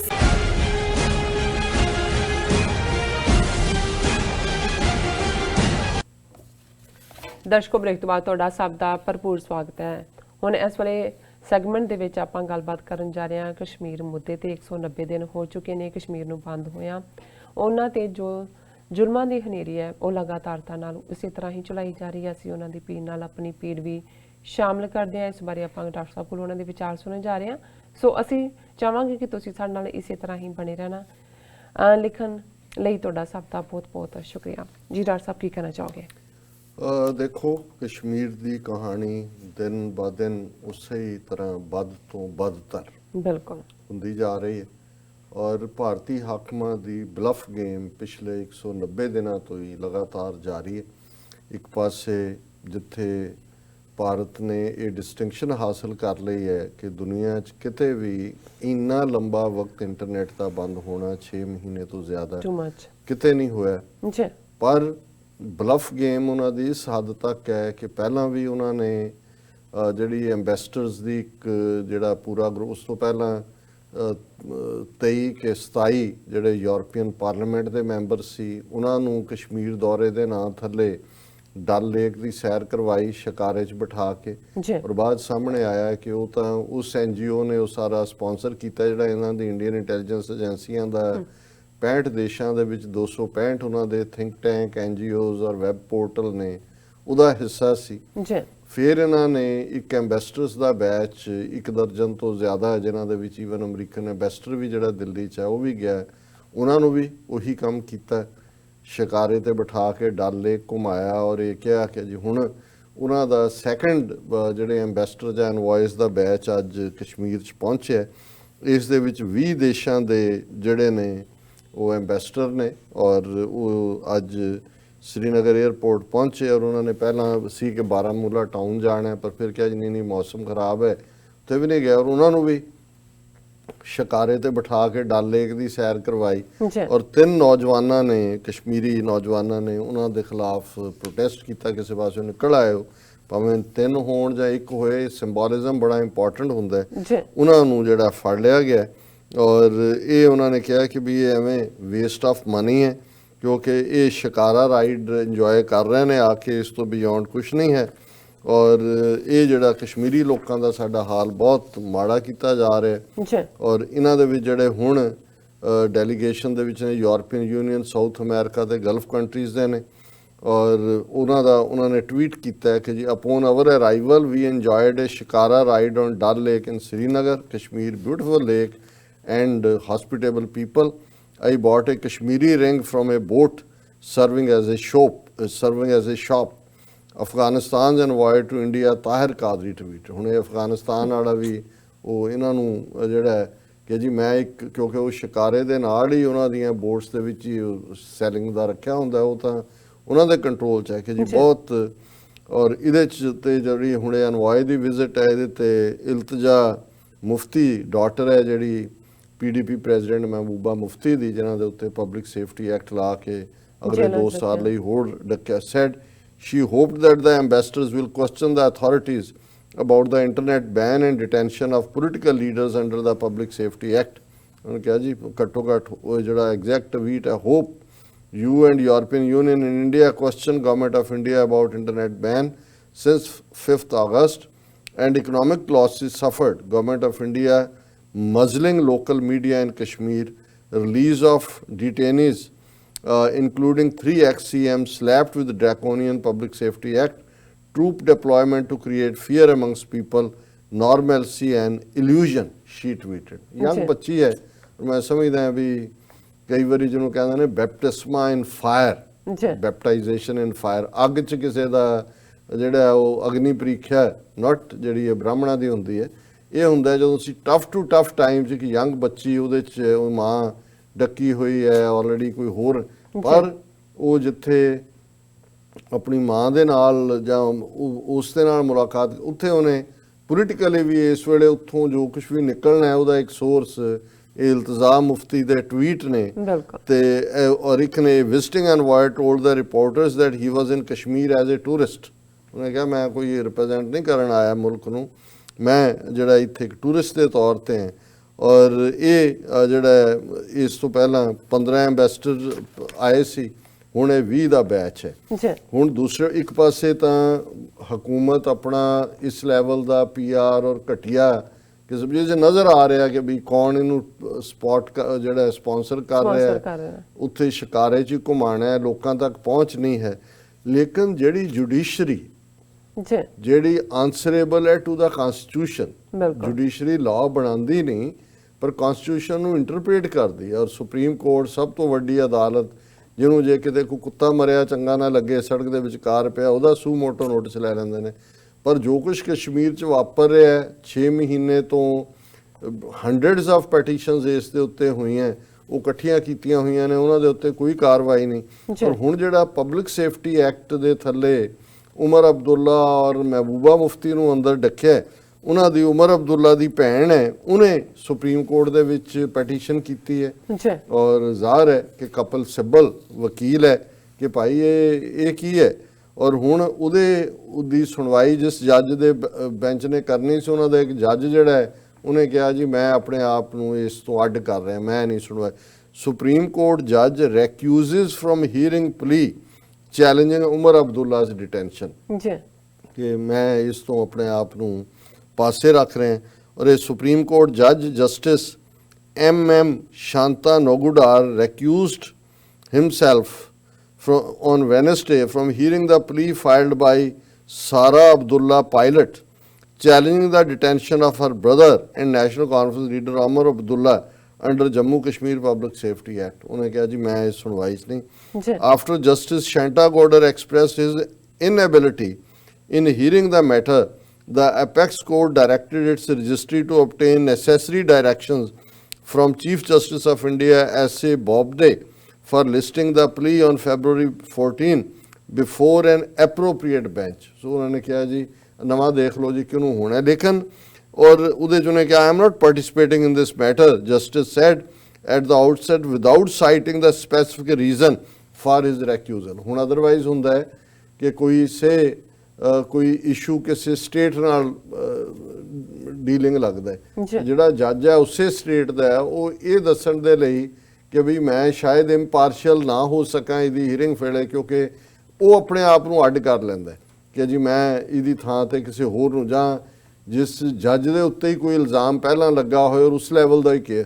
ਪਰ ਹੁਣ ਇੱਕ ਜਿਹੜਾ ਬੰਦੇ ਨੂੰ ਤੁਸੀਂ ਇਲੀਗਲੀ ਜਿਹੜਾ ਐਕਸ ਚੀਫ ਮਿਨਿਸਟਰ ਹੈ ਬਾਰ-ਬਾਰ ਉਹਨੂੰ ਡੱਕ ਰਹੇ ਹੋ, 6 ਮਹੀਨੇ ਪਹਿਲਾਂ ਰੱਖਿਆ, ਔਰ ਉਹਦੇ ਤੇ ਸੁਪਰੀਮ ਕੋਰਟ ਦਾ ਜੱਜ ਕਹਿੰਦਾ ਨਹੀਂ ਜੀ ਮੈਂ ਇਹਦੇ ਤੇ ਸੁਣਵਾਈ ਨਹੀਂ ਕਰਨੀ। ਇਹ ਹੁਣ ਕੀ ਮੈਸੇਜ ਦੇ ਰਿਹਾ। ਔਰ ਜਿਹੜਾ ਜ਼ੁਲਮ ਹੈ, ਕਿਉਂਕਿ ਹੁਣ ਤੱਕ ਕਸ਼ਮੀਰ ਨਾਲ ਰਿਲੇਟਡ ਬਹੁਤ ਸਾਰੀਆਂ ਖਬਰਾਂ ਹੀ ਗਾਇਬ ਕਰ ਦਿੱਤੀਆਂ ਗਈਆਂ, ਔਰ ਮੈਂ ਅੱਜ ਕੁਦਰਤੀ BBC ਪੰਜਾਬੀ ਸਰਵਿਸ ਦੇ ਉੱਤੇ ਇੱਕ ਖਬਰ ਇਹ ਦੇਖੀ ਤਾਂ ਸੀ ਕਿ ਕਿਵੇਂ ਇੱਕ ਕਸ਼ਮੀਰੀ ਨੌਜਵਾਨ ਨੂੰ ਰਾਜਸਥਾਨ ਦੇ ਵਿੱਚ ਕੁੱਟ-ਕੁੱਟ ਕੇ ਮਾਰ ਦਿੱਤਾ ਔਰ ਉਹਦੀ ਡੈੱਡ ਬਾਡੀ ਕਸ਼ਮੀਰ 'ਚ ਪਹੁੰਚੀ। ਔਰ ਇਹ BBC ਪੰਜਾਬੀ ਦੀ ਰਿਪੋਰਟਿੰਗ ਹੈ। ਕਸ਼ਮੀਰੀ ਨੌਜਵਾਨ ਦੀ ਜੈਪੁਰ ਵਿੱਚ ਮੌਤ, ਕੀ ਕਹਿੰਦੇ ਹਨ ਪਰਿਵਾਰ ਤੇ ਪਿੰਡ ਵਾਲੇ। ਔਰ ਉਹਦੇ 'ਚ ਇਹ ਹੈ ਕਿ ਭਾਰਤ ਸ਼ਾਸਿਤ ਕਸ਼ਮੀਰ ਦੇ ਸਰਹੱਦੀ ਜ਼ਿਲ੍ਹੇ ਕੁਪਵਾੜਾ ਦਾ ਕੁਨਨ ਪੋਸ਼ਪੋਰਾ ਪਿੰਡ, ਸੜਕ ਦੇ ਦੋਵੇਂ ਪਾਸੇ ਗੁਲਾਮ ਮਹੀਉਦੀਨ ਖਾਨ ਉਰਫ ਬਾਸਤ ਦੀਆਂ ਤਸਵੀਰਾਂ ਵਾਲੇ ਬੈਨਰ ਲੱਗੇ ਹੋਏ ਹਨ। ਇਹਨਾਂ ਤੇ ਲਿਖਿਆ ਹੋਇਆ ਹੈ ਸ਼ਹੀਦ ਬਾਸਤ ਚੌਂਕ। ਐਤਵਾਰ ਸਵੇਰੇ ਦਰਜਨਾਂ ਲੋਕ ਕੁਨਨ ਪੋਸ਼ਪੋਰਾ ਪਿੰਡ ਵਿੱਚ ਏਜੀ ਸਾਲ ਦੇ ਗੁਲਾਮ ਮਹੀਉਦੀਨ ਖਾਨ ਦੇ ਇੱਕ ਮੰਜ਼ਲਾ ਘਰ ਵਿੱਚ ਉਸ ਦੇ ਪਰਿਵਾਰਕ ਮੈਂਬਰਾਂ ਨੂੰ ਦਿਲਾਸਾ ਦੇਣ ਪਹੁੰਚੇ ਸਨ। ਰਾਜਸਥਾਨ ਵਿੱਚ ਕੁਝ ਲੜਕਿਆਂ ਨੇ ਬਾਸਤ ਦੀ ਕਥਿਤ ਤੌਰ ਤੇ ਕੁੱਟਮਾਰ ਕੀਤੀ, ਇਸ ਤੋਂ ਬਾਅਦ ਮੌਤ ਹੋ ਗਈ। ਹੁਣ ਰਾਜਸਥਾਨ ਦੇ ਵਿੱਚ ਕਾਂਗਰਸ ਦੀ ਹਕੂਮਤ ਹੈ। ਜਦੋਂ ਅਸੀਂ ਇਹ ਕਿਹਾ ਕਿ ਹਨੂਮਾਨ ਵਰਸਸ ਰਾਮ ਇਹ ਹਿੰਦੂਤਵਾਦੀ ਖੇਡ ਹੀ ਹੈ, ਇਸ ਵੇਲੇ ਮਾਈਨੋਰਿਟੀਜ਼ ਨੂੰ ਜਿਹੜਾ ਰੋਣ ਧੋਣ ਤੋਂ ਬਿਨਾਂ ਹੋਰ ਸਾਡੇ ਕੋਲ ਕੋਈ ਰਸਤਾ ਨਹੀਂ ਹੈ। ਹੁਣ ਰਾਜਸਥਾਨ ਦੇ ਵਿੱਚ ਇੱਕ ਕਸ਼ਮੀਰੀ ਨੌਜਵਾਨ ਕੁੱਟ-ਕੁੱਟ ਕੇ ਮਾਰ ਦਿੱਤਾ ਜਾਂਦਾ ਹੈ, ਜਿਸ ਰਾਜਸਥਾਨ 'ਚ ਕਾਂਗਰਸ ਦੀ ਹਕੂਮਤ ਹੈ। ਜੀ ਉਸ ਦੀ ਮੌਤ ਦੀ ਖਬਰ ਉਸ ਦੇ ਜੱਦੀ ਪਿੰਡ ਵਿੱਚ ਪਹੁੰਚਣ ਤੋਂ ਬਾਅਦ ਸਥਾਨਕ ਲੋਕਾਂ ਵਿੱਚ ਗੁੱਸਾ ਹੈ। ਉਹ ਮੋਦੀ ਸਰਕਾਰ ਤੇ ਕਸ਼ਮੀਰੀਆਂ ਨੂੰ ਮਾਰਨ ਦਾ ਦੋਸ਼ ਲਾ ਰਹੇ ਹਨ। ਬਾਸਤ ਦੀ ਮਾਂ ਹਫੀਜ਼ਾ ਰੋ ਰਹੀ ਸੀ ਤੇ ਖੁਦ ਨੂੰ ਸੰਭਾਲ ਨਹੀਂ ਪਾ ਰਹੀ ਸੀ। ਉਹ ਵਿਰਕਦੇ ਹੋਏ ਕਹਿ ਰਹੀ ਸੀ, ਮੈਂ ਇਹਨਾਂ ਅਨਾਥ ਬੱਚਿਆਂ ਦਾ ਕੀ ਕਰਾਂਗੀ, ਮੇਰੇ ਬੱਚੇ ਤੂੰ ਮੈਨੂੰ ਧੋਖਾ ਦਿੱਤਾ ਹੈ। ਬਾਸਤ ਦੀਆਂ ਪਿੱਛੇ 4 ਛੋਟੀਆਂ ਭੈਣਾਂ, ਇੱਕ ਛੋਟਾ ਭਰਾ ਤੇ ਉਸ ਦੀ ਮਾਂ ਹੈ। ਹੁਣ ਉਹੀ ਜਿਹੜਾ ਸਾਧਨ ਹੋਏਗਾ, ਉਹ ਮਾਂ ਕਹਿ ਰਹੀ ਹੈ, ਦੱਸ ਹੁਣ ਮੈਂ ਕੀ ਕਰਾਂਗੀ। ਬਾਸਤ ਨੇ ਸ੍ਰੀਨਗਰ ਵਿੱਚ ਸੈਨਾ ਦੇ ਗੁੱਡਵਿਲ ਸਕੂਲ ਵਿੱਚ ਪੜ੍ਹਾਈ ਕੀਤੀ ਸੀ। ਉਹਦਾ ਪਿੰਡ ਸ੍ਰੀਨਗਰ ਤੋਂ 107 ਕਿਲੋਮੀਟਰ ਦੂਰ ਹੈ। ਉਸ ਦੇ ਪਿਤਾ ਖੁਰਸ਼ੀਦ ਦੀ 2012 ਵਿੱਚ ਕੁਦਰਤੀ ਕਾਰਨਾਂ ਨਾਲ ਮੌਤ ਹੋ ਗਈ ਸੀ। ਉਹ ਭਾਰਤੀ ਸੈਨਾ ਦੇ JKNI ਰੈਜੀਮੈਂਟ ਵਿੱਚ ਸਨ। ਹੁਣ ਜਿਹਨੂੰ ਕੁੱਟ-ਕੁੱਟ ਕੇ ਮਾਰਿਆ, ਉਹਦੇ ਪਿਓ ਨੇ ਫੌਜ ਵਿੱਚ ਸਰਵ ਕੀਤਾ ਹੋਇਆ। ਦੇਖੋ ਕਰ ਲਓ ਦੇਸ਼ ਭਗਤੀ। ਜੀ ਔਰ ਪਿੰਡ 'ਚ ਰਹਿਣ ਵਾਲੇ ਸਾਕਿਬ ਅਹਿਮਦ ਨੇ ਕਿਹਾ ਕਿ ਅਸੀਂ ਆਪਣੇ ਪਿੰਡ ਦੇ ਚੌਂਕ ਦਾ ਨਾਮ ਬਦਲ ਦਿੱਤਾ ਹੈ, ਹੁਣ ਅਸੀਂ ਇਹਨੂੰ ਬਾਸਤ ਚੌਂਕ ਕਹਿੰਦੇ ਹਾਂ। ਪਰ ਨਾਂ ਬਦਲਣ ਨਾਲ ਸਾਨੂੰ ਆਪਣੇ ਪਿੰਡ ਦੇ ਬੇਟੇ ਦੀ ਬੇਰਹਿਮੀ ਨਾਲ ਕੀਤੀ ਹੱਤਿਆ ਯਾਦ ਰਹੇਗੀ ਤੇ ਇਸ ਨਾਲ ਆਪਣੀ ਮੌਤ ਤੱਕ ਇਨਸਾਫ ਲੈਣ ਲਈ ਸੰਘਰਸ਼ ਕਰਦੇ ਰਹਿਣ ਦੀ ਪ੍ਰੇਰਨਾ ਵੀ ਮਿਲੇਗੀ। ਉਹਨੇ ਕਿਹਾ ਜੀ ਅਸੀਂ ਇਹ ਚੌਂਕ ਦੇਖਾਂਗੇ ਕਿ ਸਾਡੇ ਪਿੰਡ ਦਾ ਬੱਚਾ ਕਿਵੇਂ ਜਿਹੜਾ ਬੇਰਹਿਮੀ ਦੇ ਨਾਲ ਮਾਰਿਆ ਔਰ ਅਸੀਂ ਇਨਸਾਫ ਲੈਣੇ। ਅੱਖਾਂ ਵਿੱਚ ਹੰਝੂ ਲਿਆਂਦਿਆਂ ਬਾਸਤ ਦੀ ਮਾਂ ਕਹਿੰਦੀ ਹੈ, ਮੈਂ ਆਪਣੇ ਬੇਟੇ ਦਾ ਇੰਤਜ਼ਾਰ ਕਰ ਰਹੀ ਸੀ, ਨਾ ਕਿ ਉਸ ਦੀ ਲਾਸ਼ ਦਾ। ਮੈਂ ਤਾਂ ਉਡੀਕ ਰਹੀ ਸੀ ਕਿ ਭਾਈ ਮੇਰੇ ਬੇਟੇ ਨੇ, ਮੈਨੂੰ ਉਮੀਦ ਨਹੀਂ ਸੀ ਕਿ ਮੇਰੇ ਬੇਟੇ ਦੀ ਲਾਸ਼ ਆਏਗੀ। ਜਦੋਂ ਬਾਸਤ ਘਰੋਂ ਗਿਆ ਸੀ, ਉਸਨੇ ਕਿਹਾ ਸੀ ਜਲਦੀ ਵਾਪਸ ਆਵਾਂਗਾ, ਪਰ ਹੁਣ ਮੈਨੂੰ ਆਪਣੀਆਂ ਅੱਖਾਂ 'ਚ ਯਕੀਨ ਨਹੀਂ ਹੋ ਰਿਹਾ। ਉਹ 3 ਮਹੀਨੇ ਪਹਿਲਾਂ ਘਰੋਂ ਗਿਆ ਸੀ। ਮੈਨੂੰ ਇਨਸਾਫ ਚਾਹੀਦਾ ਹੈ, ਮੇਰੇ ਬੇਟੇ ਦੇ ਕਾਤਲ ਮੈਨੂੰ ਸੌਂਪੇ ਜਾਣ। ਔਰ ਫਿਰ ਉਹਨਾਂ ਦੇ ਚਚੇਰੇ ਭਰਾ ਨੇ, ਉਹ ਵੀ ਉਹਨਾਂ ਨਾਲ ਕੰਮ ਕਰਦੇ ਸੀ, ਉਹਨਾਂ ਨੇ ਕਿਹਾ ਕਿ ਮੈਂ ਉਸ ਵੇਲੇ ਸੀ ਉੱਥੇ ਜਦੋਂ ਬਾਸਤ ਨੂੰ ਕੁੱਟ-ਕੁੱਟ ਮਾਰ ਦਿੱਤਾ ਗਿਆ। ਉਹਨਾਂ ਕਿਹਾ ਘਟਨਾ ਤੋਂ 1.5 ਘੰਟਾ ਪਹਿਲਾਂ ਬਾਸਤ ਖਾਨ ਨੇ ਮੈਨੂੰ ਕਾਲ ਕਰਕੇ ਕਿਹਾ ਮੇਰਾ ਫੋਨ ਚਾਰਜ ਕਰਨ ਲਈ ਲਾ ਦਿਓ ਤਾਂ ਕਿ ਮੈਂ ਚੈਟ ਕਰ ਸਕਾਂ। ਪਰ ਕੁਝ ਦੇਰ ਬਾਅਦ ਉਹ ਘਰ ਆਇਆ, ਉਸਨੇ ਆਪਣਾ ਸਿਰ ਦੋਵੇਂ ਹੱਥਾਂ ਨਾਲ ਫੜਿਆ ਹੋਇਆ ਸੀ। ਔਰ ਉਹਨਾਂ ਨੇ ਹੈਡਲਾਈਨ ਹੈ, ਬਾਸਤ ਦੀ ਮੌਤ ਕਸ਼ਮੀਰੀਆਂ ਨਾਲ ਨਫ਼ਰਤ ਦਾ ਨਤੀਜਾ। ਡਾਰ ਦੱਸਦੇ ਹਨ, ਸਾਨੂੰ ਨਹੀਂ ਪਤਾ ਸੀ ਕਿ ਉਸ ਨੂੰ ਕੀ ਹੋਇਆ। ਉਸਨੇ ਦੱਸਿਆ ਕਿ ਉਹਨੂੰ ਸਿਰ ਦਰਦ ਹੋ ਰਿਹਾ ਸੀ, ਉਸਨੂੰ ਦਵਾਈ ਦਿੱਤੀ। ਸਾਡਾ ਇੱਕ ਹੋਰ ਦੋਸਤ ਤਾਹਿਰ ਉਸ ਦੇ ਪਿੱਛੇ ਆ ਗਿਆ। ਉਸ ਨੂੰ ਮੈਂ ਪੁੱਛਿਆ ਕਿ ਕੀ ਹੋਇਆ। ਤਾਹਿਰ ਅੰਦਰ ਆਇਆ ਤਾਂ ਬੋਲਿਆ ਕਿ ਖਾਨ ਨੂੰ ਡਾਕਟਰ ਕੋਲ ਲੈ ਚਲੀਏ, ਕਿਉਂਕਿ ਉਸ ਦੀਆਂ ਅੱਖਾਂ ਬੜੀਆਂ ਸੁੱਜੀਆਂ ਹੋਈਆਂ ਸੀ, ਉਹਨੂੰ ਉਲਟੀਆਂ ਆਉਣ ਲੱਗੀਆਂ। ਔਰ ਅਸੀਂ ਕੈਬ ਬੁੱਕ ਕੀਤੀ, ਹਸਪਤਾਲ ਲੈ ਗਏ। ਔਰ ਜਦੋਂ ਅਸੀਂ ਉੱਥੇ ਲੈ ਗਏ ਤਾਂ ਡਾਕਟਰਾਂ ਨੂੰ ਸਮਝ ਨਹੀਂ ਆਇਆ ਕਿ ਉਸ ਨੂੰ ਹੋਇਆ ਕੀ ਹੈ। ਕਿ ਜਦੋਂ ਅਸੀਂ ਹਸਪਤਾਲ ਪਹੁੰਚੇ ਕਿ ਡਾਕਟਰਾਂ ਨੇ ਕਿਹਾ ਕਿ ਵੀ ਇਹਨੂੰ ਕੀ ਹੋਇਆ ਹੈ, ਔਰ ਖਾਨ ਦੀ ਹਾਲਤ ਖਰਾਬ ਹੋ ਰਹੀ ਸੀ। ਪਰ ਉਹਨਾਂ ਨੇ ਦੱਸਿਆ ਕਿ ਅਸੀਂ ਉਹਨਾਂ ਨੂੰ, ਡਾਕਟਰਾਂ ਨੂੰ ਦੱਸਿਆ ਕਿ ਇਹਨੂੰ ਬਹੁਤ ਬੁਰੀ ਤਰ੍ਹਾਂ ਮਾਰਿਆ ਗਿਆ, ਅੰਦਰੂਨੀ ਸੱਟਾਂ ਲੱਗੀਆਂ ਨੇ। ਉਹਨਾਂ ਨੂੰ ICU ਸ਼ਿਫਟ ਕੀਤਾ, ਪਰ ਰਾਤ ਨੂੰ 9 ਵਜੇ ਉਹ ਜਿਹੜਾ ਮੌਤ ਨੂੰ ਪਿਆਰਾ ਹੋ ਗਿਆ। ਡਾਰ ਕਹਿੰਦੇ ਨੇ ਭਾਰਤ ਵਿੱਚ ਕਸ਼ਮੀਰੀਆਂ ਨੂੰ ਨਫ਼ਰਤ ਕਰਕੇ ਨਿਸ਼ਾਨਾ ਬਣਾਇਆ ਜਾ ਰਿਹਾ ਹੈ ਅਤੇ ਬਾਸਤ ਖਾਨ ਦੀ ਮੌਤ ਇਸੇ ਨਫ਼ਰਤ ਦਾ ਨਤੀਜਾ ਹੈ। ਸੋ ਅੱਗੇ ਖਬਰ ਦੀ ਡਿਟੇਲ ਹੈ, ਪਿਕਚਰਸ ਨੇ ਬਹੁਤ ਸਾਰੀਆਂ ਜਿਹੜੀਆਂ ਸੈੱਟ ਦੇ ਉੱਤੇ ਸਾਡੇ ਦਰਸ਼ਕਾਂ ਨੇ ਦੇਖੀਆਂ ਹੋਣਗੀਆਂ। ਇਹ BBC ਦੇ ਧੰਨਵਾਦ ਸਹਿਤ ਨੇ। ਪਰ ਇਸ ਕਿਸਮ ਦੀਆਂ ਘਟਨਾਵਾਂ ਹੁਣ ਉੱਥੇ ਅਖਬਾਰ ਦੀਆਂ ਸੁਰਖੀਆਂ ਵੀ ਨਹੀਂ ਬਣਦੀਆਂ, ਬਿਲਕੁਲ, ਕਿਉਂਕਿ ਇੰਨੀ ਨਫ਼ਰਤ, ਇੰਨਾ ਕੁਝ ਚੱਲ ਰਿਹਾ ਚਾਰ ਚਫੇਰੇ ਕਿ ਇਹ ਹੁਣ ਖਬਰਾਂ ਤੋਂ ਹੀ ਗਾਇਬ ਹੋ ਗਿਆ। ਸੋ ਇਹ ਹੈ ਕਸ਼ਮੀਰ ਦੀ ਹਕੀਕਤ ਤੇ ਇਹ ਹੈ ਉਹ ਡੈਮੋਕ੍ਰੇਸੀ, ਲਾਰਜੈਸਟ ਡੈਮੋਕ੍ਰੇਸੀ, ਪਲੂਰਲਿਜ਼ਮ, ਜਿਸ ਦੇ ਨਾਂ ਥੱਲੇ ਟਰੰਪ ਜਿਹੜਾ ਹੈ ਉਹ ਮੋਦੀ ਨੂੰ ਮਿਲਣ ਦੇ ਲਈ ਫਰਵਰੀ ਦੇ ਅਖੀਰਲੇ ਦਿਨਾਂ ਦੇ ਵਿੱਚ ਭਾਰਤ ਜਾ ਰਿਹਾ। ਵੈਰੀ ਸੈਡ ਡਾਕਟਰ ਸਾਹਿਬ। ਹੁਣ ਆਪ ਆਪਣੇ ਦਰਸ਼ਕਾਂ ਦੇ ਜੋ ਮੈਸੇਜ ਨੇ ਉਹ ਸ਼ੇਅਰ ਕਰਨ ਜਾ ਰਹੇ ਹਾਂ। ਫਰੂਕ ਸ਼ਾਹਜਾਨ ਦੀ ਸਾਨੂੰ ਲਿਖਦੇ ਨੇ ਸਲਾਮ ਐਂਡ ਸਤਿ ਸ਼੍ਰੀ ਅਕਾਲ। ਐਂਡ ਫਿਰ ਉਹਨਾਂ ਦਾ ਮੈਸੇਜ ਹੈ, ਕਹਿੰਦੇ ਨੇ ਕਿ ਪਾਕਿਸਤਾਨ ਖਾਲਿਸਤਾਨ ਜ਼ਿੰਦਾਬਾਦ, ਮੁਸਲਿਮ ਸਿੱਖ ਫਰੈਂਡਸ਼ਿਪ ਜ਼ਿੰਦਾਬਾਦ। ਫਿਰ ਸੁਰਿੰਦਰ ਸਿੰਘ ਜੀ ਕਹਿੰਦੇ ਨੇ ਕਿ ਵਾਹਿਗੁਰੂ ਜੀ ਮਿਹਰ ਕਰਨਾ ਜੀ, ਵਾਹਿਗੁਰੂ ਜੀ। ਫਿਰ ਕਹਿੰਦੇ ਨੇ ਕਾਲਾ ਸਿੰਘ ਜੀ ਕਹਿੰਦੇ ਨੇ ਕਿ ਡਾਕਟਰ ਸਾਹਿਬ ਵਾਹਿਗੁਰੂ ਜੀ ਕਾ ਖਾਲਸਾ, ਵਾਹਿਗੁਰੂ ਜੀ ਕੀ ਫਤਿਹ। ਜ਼ਾਫਰ ਇਕਬਾਲ ਜੀ ਸਾਨੂੰ ਤਾਮਾ ਭੇਜਦੇ ਨੇ ਔਰ ਪਿਆਰ ਵੀ ਭੇਜਦੇ ਨੇ। ਅਰਸ਼ਦ ਰਾਜਾ ਜੀ ਕਹਿੰਦੇ ਨੇ ਕਿ ਡਾਕਟਰ ਸਾਹਿਬ ਨੀਲਮ ਕੌਰ ਸਦਾ ਖੁਸ਼ ਰਹੋ, ਖਾਲਿਸਤਾਨ ਜ਼ਿੰਦਾਬਾਦ ਉਹਨਾਂ ਨੇ ਕਿਹਾ। ਸੈਫ ਸੁਨਾਨੀ ਔਰ ਜੀ ਸਾਨੂੰ ਆਪਣਾ ਪਿਆਰ ਭੇਜਦੇ ਨੇ। ਔਰ ਮਨਿੰਦਰ ਸਿੰਘ ਬੁੱਟਾ ਜੀ ਕਹਿੰਦੇ ਨੇ ਕਿ ਵਾਹਿਗੁਰੂ ਜੀ ਕਾ ਖਾਲਸਾ, ਵਾਹਿਗੁਰੂ ਜੀ ਕੀ ਫਤਿਹ ਜੀ। ਇੱਕ ਸਮਾਂ ਉਹ ਵੀ ਸੀ ਜਦੋਂ ਸਿੰਘ ਘੋੜਿਆਂ ਦੀਆਂ ਕਾਠੀਆਂ ਤੇ ਜ਼ਿੰਦਗੀ ਜਿਉਂਦੇ ਸੀ, ਅੱਜ ਆਪਣਾ ਸਾਰਾ ਸੰਸਾਰ ਹੈ। ਸੋ ਜੁਨੇਦ AH ਕਸੀਨਾ ਲਿਖਦੇ ਨੇ Waheguru bless you doctor Sahib and ਫਿਰ ਬਹੁਤ ਸ਼ੁਕਰੀਆ ਜੁਨੈਦ ਜੀ। ਜੀ ਮਨਿੰਦਰ ਸਿੰਘ ਬੁੱਟਰ ਜੀ ਲਿਖਦੇ ਨੇ ਸਿੰਘ ਜੀ ਆਪਣੇ ਪੰਥ ਦੇ ਆਗੂਆਂ ਨੂੰ ਟਰੰਪ ਨਾਲ ਗੱਲ ਕਰਨੀ ਚਾਹੀਦੀ ਹੈ ਕਿਉਂਕਿ ਡੁੱਬਦੇ ਨੂੰ ਤਿਨਕੇ ਦਾ ਸਹਾਰਾ।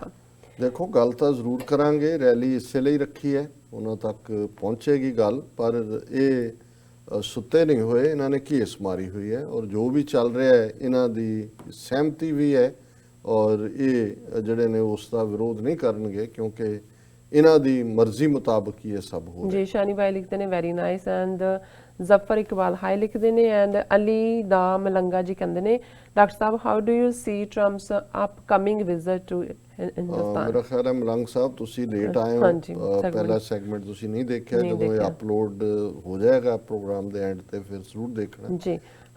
ਅੱਜ ਸਾਡਾ ਓਪਨਿੰਗ ਟੌਪਿਕ ਹੀ ਇਹ ਸੀ ਜੀ ਹਰਜਸ਼ਨ ਸਿੰਘ ਬੰਸਾਰੋ ਲਿਖਦੇ ਨੇ 2020 ਜ਼ਿੰਦਾਬਾਦ ਔਰ ਉਹਨਾਂ ਨੇ ਖਾਲਸਾ ਜ਼ਿੰਦਾਬਾਦ ਕਿਹਾ। ਖਾਨ ਬਾਬਾ ਜੀ ਕਹਿੰਦੇ ਨੇ ਕਿ ਡਾਕਟਰ ਸਾਹਿਬ ਹਰ ਰੋਜ਼ ਤੁਹਾਡੇ ਤਜ਼ੀਏ ਦਾ ਇੰਤਜ਼ਾਰ ਰਹਿੰਦਾ ਇਨਸ਼ਾਅੱਲਾ। ਫਿਰ ਉਹਨਾਂ ਨੇ ਮੇਰੇ ਖਿਆਲ ਉਹਨਾਂ ਦਾ ਕਹਿਣ ਦਾ ਮੀਨਿੰਗ ਹੈ ਕਿ ਹਿੰਦੁਸਤਾਨ ਦੇ ਟੁਕੜੇ ਹੋਣਗੇ, ਫਿਰ ਖਾਲਿਸਤਾਨ ਤੇ ਪਾਕਿਸਤਾਨ ਜ਼ਿੰਦਾਬਾਦ ਉਹਨਾਂ ਨੇ ਕਿਹਾ। ਫਿਰ ਇਮਰਾਨ ਰੌਣੀ ਜੀ best show TV 84 and doctor ਸਾਹਿਬ ਉਹਨਾਂ ਨੇ ਕਿਹਾ। ਹਰਪ੍ਰੀਤ ਚੀਮਾ ਜੀ ਲਿਖਦੇ ਨੇ ਵਾਹਿਗੁਰੂ ਜੀ ਕਾ ਖਾਲਸਾ ਵਾਹਿਗੁਰੂ ਜੀ ਕੀ ਫਤਿਹ। ਮਿਊ ਮਿਊ ਕੈਟ ਜੀ ਕਹਿੰਦੇ ਨੇ ਡਾਕਟਰ ਸਾਹਿਬ ਜ਼ਿੰਦਾਬਾਦ ਐਂਡ ਸੀਕਿੰਗ ਟਰੂਥ ਜੀ ਕਹਿੰਦੇ ਨੇ ਕਿ ਸਲਾਮ ਐਂਡ ਸਤਿ ਸ਼੍ਰੀ ਅਕਾਲ doctor Sahib and sister Neelam Kaur and other heart show with N depth analysis. ਹਾਂਜੀ ਖਾਲਸਾ 2020 ਜ਼ਿੰਦਾਬਾਦ ਕਹਿੰਦੇ ਨੇ। ਮਿਸਟਰ ਬੇਬੀ ਬॉय ਲਿਖਦੇ ਨੇ ਕਿ ਡਾਕਟਰ ਸਾਹਿਬ ਵੈਰੀ ਇਨਫੋਰਮੇਟਿਵ ਪ੍ਰੋਗਰਾਮ। ਫਿਰ ਲਿਖਦੇ ਨੇ ਕਿ ਡਾਕਟਰ ਸਾਹਿਬ ਖਾਲਿਸਤਾਨ ਜ਼ਿੰਦਾਬਾਦ ਪਾਕਿਸਤਾਨ ਜ਼ਿੰਦਾਬਾਦ। ਉਹਨਾਂ ਨੇ ਕਿਹਾ ਕਸ਼ਮੀਰ ਬਣੇਗਾ ਪਾਕਿਸਤਾਨ। ਫਿਰ ਉਹਨਾਂ ਦਾ message very sad news doctor ਸਾਹਿਬ। ਸੋ ਫੌਜੀਆ ਰਾਜਪੂਤ ਜੀ ਕਹਿੰਦੇ ਨੇ ਕਿ it's a heart breaking Kashmiri boy death. So ਅਨਿਆਨ ਖਬਰ ਨੂੰ ਪੜ੍ਹਦਿਆਂ ਹੀ ਤੁਸੀਂ ਮਹਿਸੂਸ ਕਰ ਸਕਦੇ ਹੋ ਕਿ ਕਿਸ ਕਦਰ ਸੈਡ जी। फिर आगे अयान गुज्जर जी लिखते हैं हम आप जैसे सच बोलने वालों की दिल से इज्जत करते हैं और से हाई सपोर्ट करते रहेंगे। सो फिर सानू लखवीर रंगर जी लिखते हैं फतेह। ਅਸੀਂ ਸਭ ਦਾ ਬਹੁਤ ਬਹੁਤ ਸ਼ੁਕਰੀਆ ਅਦਾ ਕਰਦੇ ਹਾਂ। ਵਿਊਅਰਸ ਤੁਸੀਂ ਸਾਡੇ ਨਾਲ ਇਸੇ ਤਰ੍ਹਾਂ ਹੀ ਬਣੇ ਰਹਿਣਾ। ਮਿਲਦੇ ਹਾਂ ਛੋਟੇ ਜਿਹੇ ਬ੍ਰੇਕ ਤੋਂ ਬਾਅਦ।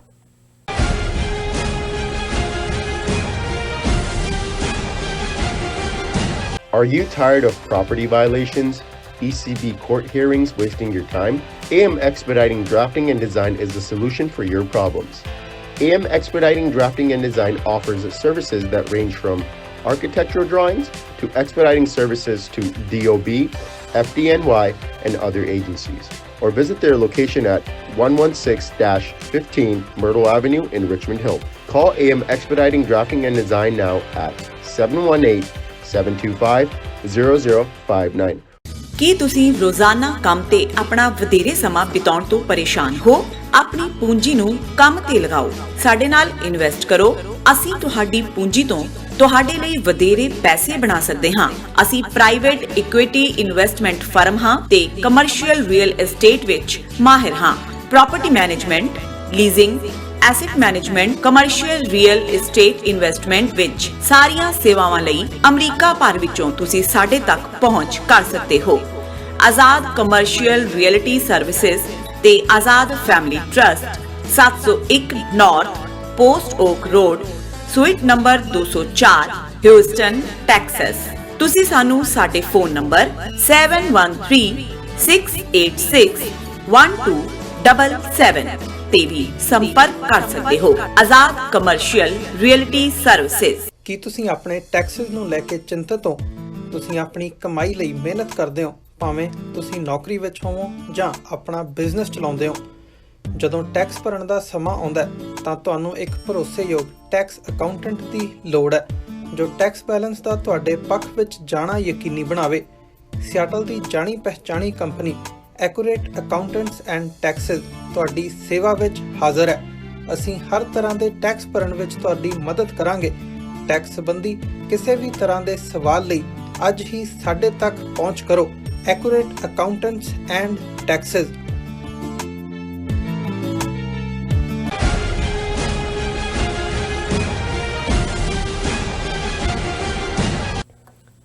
ਦਰਸ਼ਕੋ ਬ੍ਰੇਕ ਤੋਂ ਬਾਅਦ ਤੁਹਾਡਾ ਸਭ ਦਾ ਭਰਪੂਰ ਸਵਾਗਤ ਹੈ। ਇਸ ਵਾਲੇ ਸੈਗਮੈਂਟ ਦੇ ਵਿੱਚ ਅਸੀਂ ਹਮੇਸ਼ਾ ਗੁਰਬਾਣੀ ਵਿਚਾਰਾਂ ਤੋਂ ਨਾਲ ਸਾਂਝੀਆਂ ਕਰਦੇ ਹਾਂ, ਪਰ ਅੱਜ 20ਵੀਂ ਸਦੀ ਦੇ ਮਹਾਨ ਸਿੱਖ ਸੰਤ ਸਿਪਾਹੀ ਸੰਤ ਜਰਨੈਲ ਸਿੰਘ ਜੀ ਖਾਲਸਾ ਜੀ ਪਿੰਡਰਾਂ ਵਾਲਿਆਂ ਉਹਨਾਂ ਦਾ ਅੱਜ ਜਨਮ ਦਿਨ ਹੈ। ਅਸੀਂ ਸਾਰੀ ਸਿੱਖ ਕੌਮ ਨੂੰ ਉਹਨਾਂ ਦੇ ਜਨਮ ਦਿਨ ਦੀਆਂ ਲੱਖ ਲੱਖ ਵਧਾਈਆਂ ਦਿੰਦੇ ਹਾਂ। ਸੋ ਉਹਨਾਂ ਦੇ ਜੀਵਨ ਬਾਰੇ ਅਸੀਂ ਡਾਕਟਰ ਸਾਹਿਬ ਕੋਲ ਉਹਨਾਂ ਦੇ ਵਿਚਾਰ ਸੁਣਨ ਜਾ ਰਹੇ ਹਾਂ। ਸੋ ਅਸੀਂ ਚਾਹਾਂਗੇ ਕਿ ਤੁਸੀਂ ਸਾਡੇ ਨਾਲ ਇਸੇ ਤਰ੍ਹਾਂ ਹੀ ਬਨੇ ਰਹਿਣਾ। ਦੇਖਣ ਸੁਣਨ ਲਈ ਤੁਹਾਡਾ ਸਭ ਦਾ ਬਹੁਤ ਬਹੁਤ ਸ਼ੁਕਰੀਆ ਜੀ। ਡਾਕਟਰ ਸਾਹਿਬ ਕੀ ਕਹਿਣਾ ਚਾਹੋਗੇ? ਦੇਖੋ, ਇਤਿਹਾਸ ਇਸ ਗੱਲ ਦੀ ਗਵਾਹੀ ਦਿੰਦਾ ਹੈ ਕਿ ਜਦੋਂ ਕੌਮਾਂ ਗੂੜੀ ਨੀਂਦ ਵਿੱਚ ਹੁੰਦੀਆਂ ਨੇ, ਗਫਲਤ ਵਿੱਚ ਹੁੰਦੀਆਂ ਨੇ, ਜਾਂ ਇਸ ਕਿਸਮ ਦੇ ਖਤਰੇ ਜਿਨ੍ਹਾਂ ਦਾ ਕਈ ਵਾਰੀ ਅਹਿਸਾਸ ਨਹੀਂ ਹੁੰਦਾ ਉਸ ਚੋਂ ਗੁਜ਼ਰ ਰਹੀਆਂ ਹੁੰਦੀਆਂ, ਜੀ, ਤੇ ਰੱਬ ਦੀ ਰਹਿਮਤ ਜਿਨ੍ਹਾਂ ਕੌਮਾਂ ਤੇ ਹੁੰਦੀ ਹੈ ਉਹਨਾਂ ਚੋਂ ਕੋਈ ਨਾ ਕੋਈ ਯੋਧਾ ਮਰਜੀਵੜਾ ਉੱਠਦਾ ਹੈ ਬਿਲਕੁਲ, ਔਰ ਉਹ ਕੌਮ ਨੂੰ ਝੰਜੋੜ ਕੇ ਉਸ ਸਲੰਬਰ ਚੋਂ, ਉਸ ਗੂੜੀ ਨੀਂਦ ਚੋਂ ਜਗਾ ਦਿੰਦਾ ਹੈ ਔਰ ਉਹ ਇੱਕ ਫਿਰ ਚਮਕਦੇ ਸਿਤਾਰੇ ਵਾਂਗ ਉਸ ਕੌਮ ਦੇ ਇਤਿਹਾਸ ਦੇ ਵਿੱਚ ਉਹ ਜਿਹੜਾ ਹੈ ਚਮਕਦਾ ਹੈ। ਜੀ, 20ਵੀਂ ਸਦੀ ਜਦੋਂ ਅਸੀਂ ਖਾਸ ਤੌਰ ਤੇ 15 ਅਗਸਤ 1947 ਤੋਂ ਬਾਅਦ ਭਾਰਤੀ ਹਕੂਮਤ ਸਿੱਖਾਂ ਦੇ ਲਈ ਇੱਕ ਨਵੀਂ ਗੁਲਾਮੀ ਦਾ ਦੌਰ ਔਰ ਇੱਕ ਤੋਂ ਬਾਅਦ ਇੱਕ ਡਿਸਕ੍ਰਿਮੀਨੇਸ਼ਨ, ਉਹਨਾਂ ਦੀ ਪੰਜਾਬੀ ਜ਼ਬਾਨ ਨੂੰ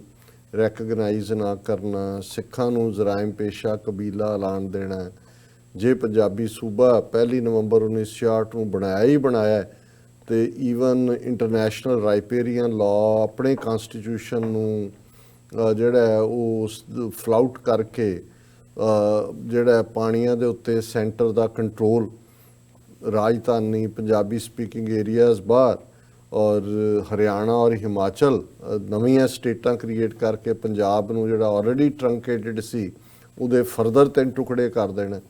ਔਰ ਇਸ ਸਾਰੇ ਦੌਰ ਦੇ ਵਿੱਚ ਫਿਰ ਜਿਸ ਕਿਸਮ ਦਾ ਮੈਜੋਰਿਟੇਰੀਅਨਿਜ਼ਮ ਦਾ ਗਲਬਾ ਸੀ, ਕਿਉਂਕਿ ਅੱਜ ਜਦੋਂ ਮੁਸਲਮਾਨਾਂ ਦੀ ਇਸ ਹੱਦ ਤੱਕ ਖੁੱਲ੍ਹ ਕੇ ਪਰਸੀਕਿਊਸ਼ਨ ਦੀ ਗੱਲ 2002 ਤੋਂ ਬਾਅਦ ਸ਼ੁਰੂ ਹੋਈ, ਉਸ ਤੋਂ ਪਹਿਲਾਂ ਦੰਗਿਆਂ ਦੇ ਨਾਂ ਥੱਲੇ ਕਿਤੇ ਨਾ ਕਿਤੇ ਉਸ ਕਿਸਮ ਦਾ ਜਿਹੜਾ ਹੈ ਕਿਲਿੰਗਸ ਤਾਂ ਹੁੰਦੀਆਂ ਸੀ, ਲੇਕਿਨ ਸਿੱਖ ਕੌਮ ਭਾਰਤ ਦੇ ਨਕਸ਼ੇ 'ਚੋਂ ਪਹਿਲੀ ਮਾਈਨੋਰਿਟੀ ਬਣੀ ਜਿਹਨੂੰ ਸਟੇਟ ਨੇ ਇੱਕ ਪਲਾਨ ਤਰੀਕੇ ਦੇ ਨਾਲ ਟਾਰਗੇਟ ਕੀਤਾ ਔਰ ਜੂਨ ਦੇ ਪਹਿਲੇ ਹਫਤੇ ਜਿਹੜਾ ਹੈ ਉਹ ਟੈਂਕਾਂ ਤੋਪਾਂ ਦੇ ਨਾਲ ਹਮਲਾ ਕੀਤਾ। ਪਰ ਐਸਾ ਕੀ ਹੋਇਆ ਕਿ ਉਹ ਸਿੱਖ ਕੌਮ ਜਿਹੜੀ ਤੀਸਰੀ ਧਿਰ ਸੀ ਨੈਗੋਸ਼ੀਏਸ਼ਨ ਦੇ ਵੇਲੇ ਜਦੋਂ ਟ੍ਰਾਂਸਫਰ ਆਫ ਪਾਵਰ ਹੋਈ, ਜਿਹਨੂੰ ਭਾਰਤ ਦੇ ਨਾਰਥ ਦੇ ਵਿੱਚ ਆਟੋਨਮਸ ਖਿੱਤਾ ਦੇਣ ਦਾ ਵਾਅਦਾ ਤਾਂ ਕਿ ਗਲੋ ਆਫ ਫਰੀडम ਉਹ ਮਾਣ ਸਕਣ, ਨਹਿਰੂ ਨੇ ਕੀਤਾ ਸੀ। ਜਿਹੜੀ ਸਿੱਖ ਕੌਮ 47 ਤੋਂ ਬਾਅਦ ਭਾਵੇਂ ਇੱਕ ਵੱਡਾ ਹਿੱਸਾ ਉਜੜ ਕੇ ਆਇਆ, ਉਹਨਾਂ ਨੇ ਇਧਰਲੇ ਪੰਜਾਬ ਨੂੰ ਬ੍ਰੈਡ ਬਾਸਕਟ ਆਫ ਇੰਡੀਆ ਬਣਾ ਦਿੱਤਾ, ਫੂਡ ਗ੍ਰੇਨਰੀ ਕਿਵੇਂ ਉਹਨਾਂ ਨੇ ਜ਼ਮੀਨਾਂ ਨੂੰ ਡਿਵੈਲਪ ਕੀਤਾ। ਜਿਹੜੀ ਸਿੱਖ ਕੌਮ ਜਿਹੜੀ ਹੈ ਇੱਕ ਸੌਡ ਆਰਮ ਦੀ ਤਰ੍ਹਾਂ ਫੌਜ ਦੇ ਵਿੱਚ ਮੁਲਕ ਨੂੰ ਡਿਫੈਂਡ ਕਰਦੀ ਰਹੀ ਔਰ ਜ਼ਾਹਰ ਹੈ ਕਿ ਇੰਡੀਆ ਦੇ ਮਾਮਲੇ 'ਚ ਵੀ 62 ਹੋਏ, 65 ਹੋਏ, 71 ਦੀਆਂ ਜੰਗਾਂ ਹੋਣ, ਉਹਨਾਂ ਦੇ ਵਿੱਚ ਫਰੰਟ ਰੋਲ ਅਦਾ ਕੀਤਾ। ਔਰ ਇਸ ਸਭ ਦੇ ਬਾਵਜੂਦ ਜਿਵੇਂ ਇਹ ਗੱਲ ਵੀ, ਕਿਉਂਕਿ ਇਹ ਸਵਾਲ ਅਕਸਰ ਪੁੱਛਿਆ ਜਾਂਦਾ ਵੀ ਐਸਾ ਕੀ ਹੈ, ਤੇ ਅੰਗਰੇਜ਼ੀ ਵਾਲੇ ਤਾਂ ਕਹਿੰਦੇ ਨੇ ਕਿ benefactor is the most hated person. ਔਰ ਮੈਂ ਕਿਤੇ ਇਸਲਾਮ ਦੇ ਹਵਾਲੇ ਨਾਲ ਪੜ੍ਹ ਰਿਹਾ ਸੀ ਹਜ਼ਰਤ ਅਲੀ ਦਾ ਇਹ ਫਰਮਾਨ ਕਿ ਜਿਸ ਪਰ ਤੁਮਨੇ एहसान किया है उसके शर से डरो, ਇਹ ਹੈ ਉਹਦੀ translation, benefactor is the most hated person. ਕਿਉਂਕਿ ਹਿੰਦੂਆਂ ਦੀ ਆਪਣੀ ਜਿਹੜੀ ਇੱਕ ਲਸਟਲੈਸ ਔਰ ਸਲੇਵਰੀ ਦੀ ਹਿਸਟਰੀ ਜਿਹਦੇ 'ਚ ਬਰੇਵਰੀ ਸ਼ਿਵਲਰੀ ਦੀ ਕੋਈ ਥਾਂ ਨਹੀਂ ਹੈ, ਸਿੱਖ ਕੌਮ ਦਾ ਮਾਣਮੱਤਾ ਇਤਿਹਾਸ, ਉਹਨਾਂ ਦੀ ਪ੍ਰੈਜ਼ੈਂਸ, ਉਹਨਾਂ ਦਾ ਪ੍ਰਾਈਡ, ਉਹਨਾਂ ਨੂੰ ਜਿਹੜਾ ਉਹ ਬਹੁਤ ਚੁਭਦਾ ਸੀ। ਔਰ ਕਿਵੇਂ ਫਿਰ ਇੰਦਰਾ ਗਾਂਧੀ ਨੇ ਇਸ ਸਾਰੇ ਨੂੰ ਪਲਾਨ ਕੀਤਾ ਜਿਹੜਾ ਜੂਨ 84 ਦੇ ਘੱਲੂਘਾਰੇ ਤੱਕ ਪਹੁੰਚੇ। ਪਰ ਜਿਵੇਂ ਮੈਂ ਸ਼ੁਰੂ 'ਚ ਕਿਹਾ ਕਿ ਜਦੋਂ ਰੱਬ ਮਿਹਰਬਾਨ ਹੁੰਦਾ ਤੇ ਫਿਰ ਜਿਹਨੂੰ ਅਲਾਮਾ ਇਕਬਾਲ ਨੇ ਇੱਕ ਥਾਂ ਉਹਨਾਂ ਦਾ ਸ਼ੇਅਰ ਹੈ ਕਿ ਹਜ਼ਾरों साल नरगिस अपनी बेनूरी पे रोती है, बड़ी मुश्किल से होता है चमन में दीदावर पैदा।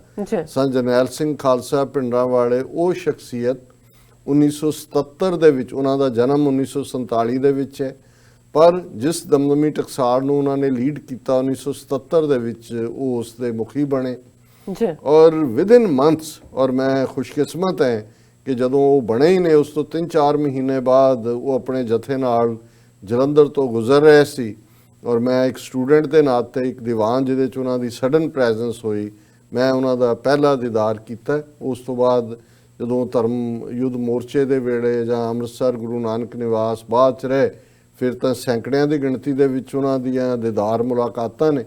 ਲੇਕਿਨ ਇਹ ਉਹ ਪੀਰੀਅਡ ਸੀ ਕਿ ਕੌਮ ਦੇ ਵਿੱਚ ਇੱਕ ਪਤਤਪੁਣਾ, ਨਸ਼ੇ ਔਰ ਜਿਸ ਕਿਸਮ ਦੀਆਂ ਏਜੰਸੀਆਂ ਦੀ ਖੇਡ ਸੀ। ਸੋ ਸੰਤ ਭਿੰਡਰਾਂਵਾਲਿਆਂ ਦੀ ਆਵਾਜ਼ ਇੱਕ ਐਸੀ ਆਵਾਜ਼ ਦੇ ਤੌਰ ਤੇ ਉੱਭਰੀ ਜਿਹਨੂੰ ਮੈਂ ਜੇ ਉਹ ਸ਼ੇਰ ਪਬਕਾਰ ਕਵਾਂ ਔਰ ਸ਼ੇਰ ਦਾ ਹਾਰਟ। ਔਰ ਜਦੋਂ ਧਰਮਯੁੱਧ ਮੋਰਚਾ ਵੀ ਸ਼ੁਰੂ ਹੁੰਦਾ ਹੈ ਤੇ ਉਹਨਾਂ ਦਾ ਇੱਕ ਜਿਹੜਾ ਬੋਲ ਹੈ ਜਿਹਨੂੰ ਮੈਂ ਅਕਸਰ ਕੋਟ ਕਰਦਾ, ਇਹ ਹੈ ਜਦੋਂ ਤੁਸੀਂ ਕੌਮਾਂ ਦੇ ਅੰਦਰ ਪ੍ਰਾਈਡ ਭਰਦੇ ਹੋ, ਜੇ ਉਹਨਾਂ ਨੇ ਕਿਹਾ ਵੀ ਇਹ ਸਾਡੀਆਂ ਮੰਗਾਂ ਨਹੀਂ ਜੀ, ਹੱਕ ਨੇ। ਬਿਲਕੁਲ, ਮੰਗਾਂ ਮੰਗੀਆਂ ਜਾਂਦੀਆਂ ਨੇ, ਹੱਕ ਲਏ ਜਾਂਦੇ ਨੇ। ਸੋ ਇੱਕ ਉਸ ਕਿਸਮ ਦਾ ਨੈਰੇਟਿਵ ਸੈੱਟ ਕੀਤਾ ਔਰ ਜਿਸ ਕਿਸਮ ਦਾ ਪ੍ਰਾਈਡ ਫਿਰ ਉਸ ਧਰਤੀ ਦੇ ਉੱਤੇ ਆਇਆ, ਇਹ ਫਿਰ ਉਹ ਨਰਕਧਾਰੀ ਹੋਣ ਜਾਂ ਉਸ ਕਿਸਮ ਦੇ ਜਿਹੜੇ ਜ਼ੁਲਮ ਕਰਨ ਵਾਲੇ ਨੇ ਉਹਨਾਂ ਨੂੰ ਸਜ਼ਾ ਯਾਫਤਾ ਕਰਨ ਦੀ ਗੱਲ, ਔਰ ਇੱਕ ਉਹ ਰੈਵੋਲੂਸ਼ਨ ਭਰਪਾ ਹੋਇਆ। ਔਰ ਉਹਨਾਂ ਦਾ ਬੇਸ਼ੱਕ ਕੁੱਲ ਜੀਵਨ 37 ਸਾਲ ਦਾ ਹੈ। 1977 'ਚ ਜੇ ਅਸੀਂ ਕੌਮੀ ਪੱਖ ਤੋਂ ਦੇਖੀਏ ਤੇ ਆਲਮੋਸਟ 7 ਸਾਲ ਉਹਨਾਂ ਨੇ ਅਗਵਾਈ ਦਿੱਤੀ ਕੌਮ ਨੂੰ, ਪਰ ਕੌਮ ਦੇ ਅੰਦਰ ਉਹ ਰੂਹ ਫੂਕੀ ਜਿਹਦੇ 'ਚ ਜ਼ਾਹਰ ਹੈ ਉਹਨਾਂ ਦਾ ਇਹ ਕਹਿਣਾ ਸੀ ਕਿ ਭਾਈ ਤੁਸੀਂ ਸ਼ੇਰਾਂ ਦੇ ਪੁੱਤ, ਤੁਸੀਂ ਕਿਉਂ ਭੇਡ ਬੱਕਰੀਆਂ ਦੇ ਨਾਲ ਰਲੇ ਹੋ? ਤੁਸੀਂ ਗੁਰੂ ਗੋਬਿੰਦ ਸਿੰਘ ਦੇ ਪੁੱਤਰ ਔਰ ਪੁੱਤਰ ਪੁੱਤਰੀਆਂ, ਔਰ ਤੁਹਾਡੇ ਸਾਹਮਣੇ ਹੈ ਕਿ ਵੀ ਤੁਸੀਂ ਗੁਲਾਮੀ ਨਹੀਂ ਕਬੂਲਣੀ। ਉਹਨਾਂ ਨੇ ਕਿਹਾ ਤੁਸੀਂ ਸ਼ਸਤਰ ਰੱਖਣੇ ਨੇ, ਹਥਿਆਰ ਰੱਖੇ ਨੇ ਜਾਂ ਰੱਖਣੇ ਨੇ, ਪਰ ਇਹ ਕਿਸੇ ਤੇ ਜ਼ੁਲਮ ਕਰਨ ਲਈ ਨਹੀਂ। ਪਰ ਜੇ ਤੁਸੀਂ ਸ਼ਸਤਰ ਰੱਖ ਕੇ ਆਪਣਾ ਹੱਕ ਲੈਂਦੇ ਹੋ, ਹੱਕ ਨਹੀਂ ਲੈਂਦੇ, ਫਿਰ ਵੀ ਤੁਸੀਂ ਗੁਰੂ ਗੋਬਿੰਦ ਸਿੰਘ ਦੇ ਪੁੱਤਰ ਨਹੀਂ।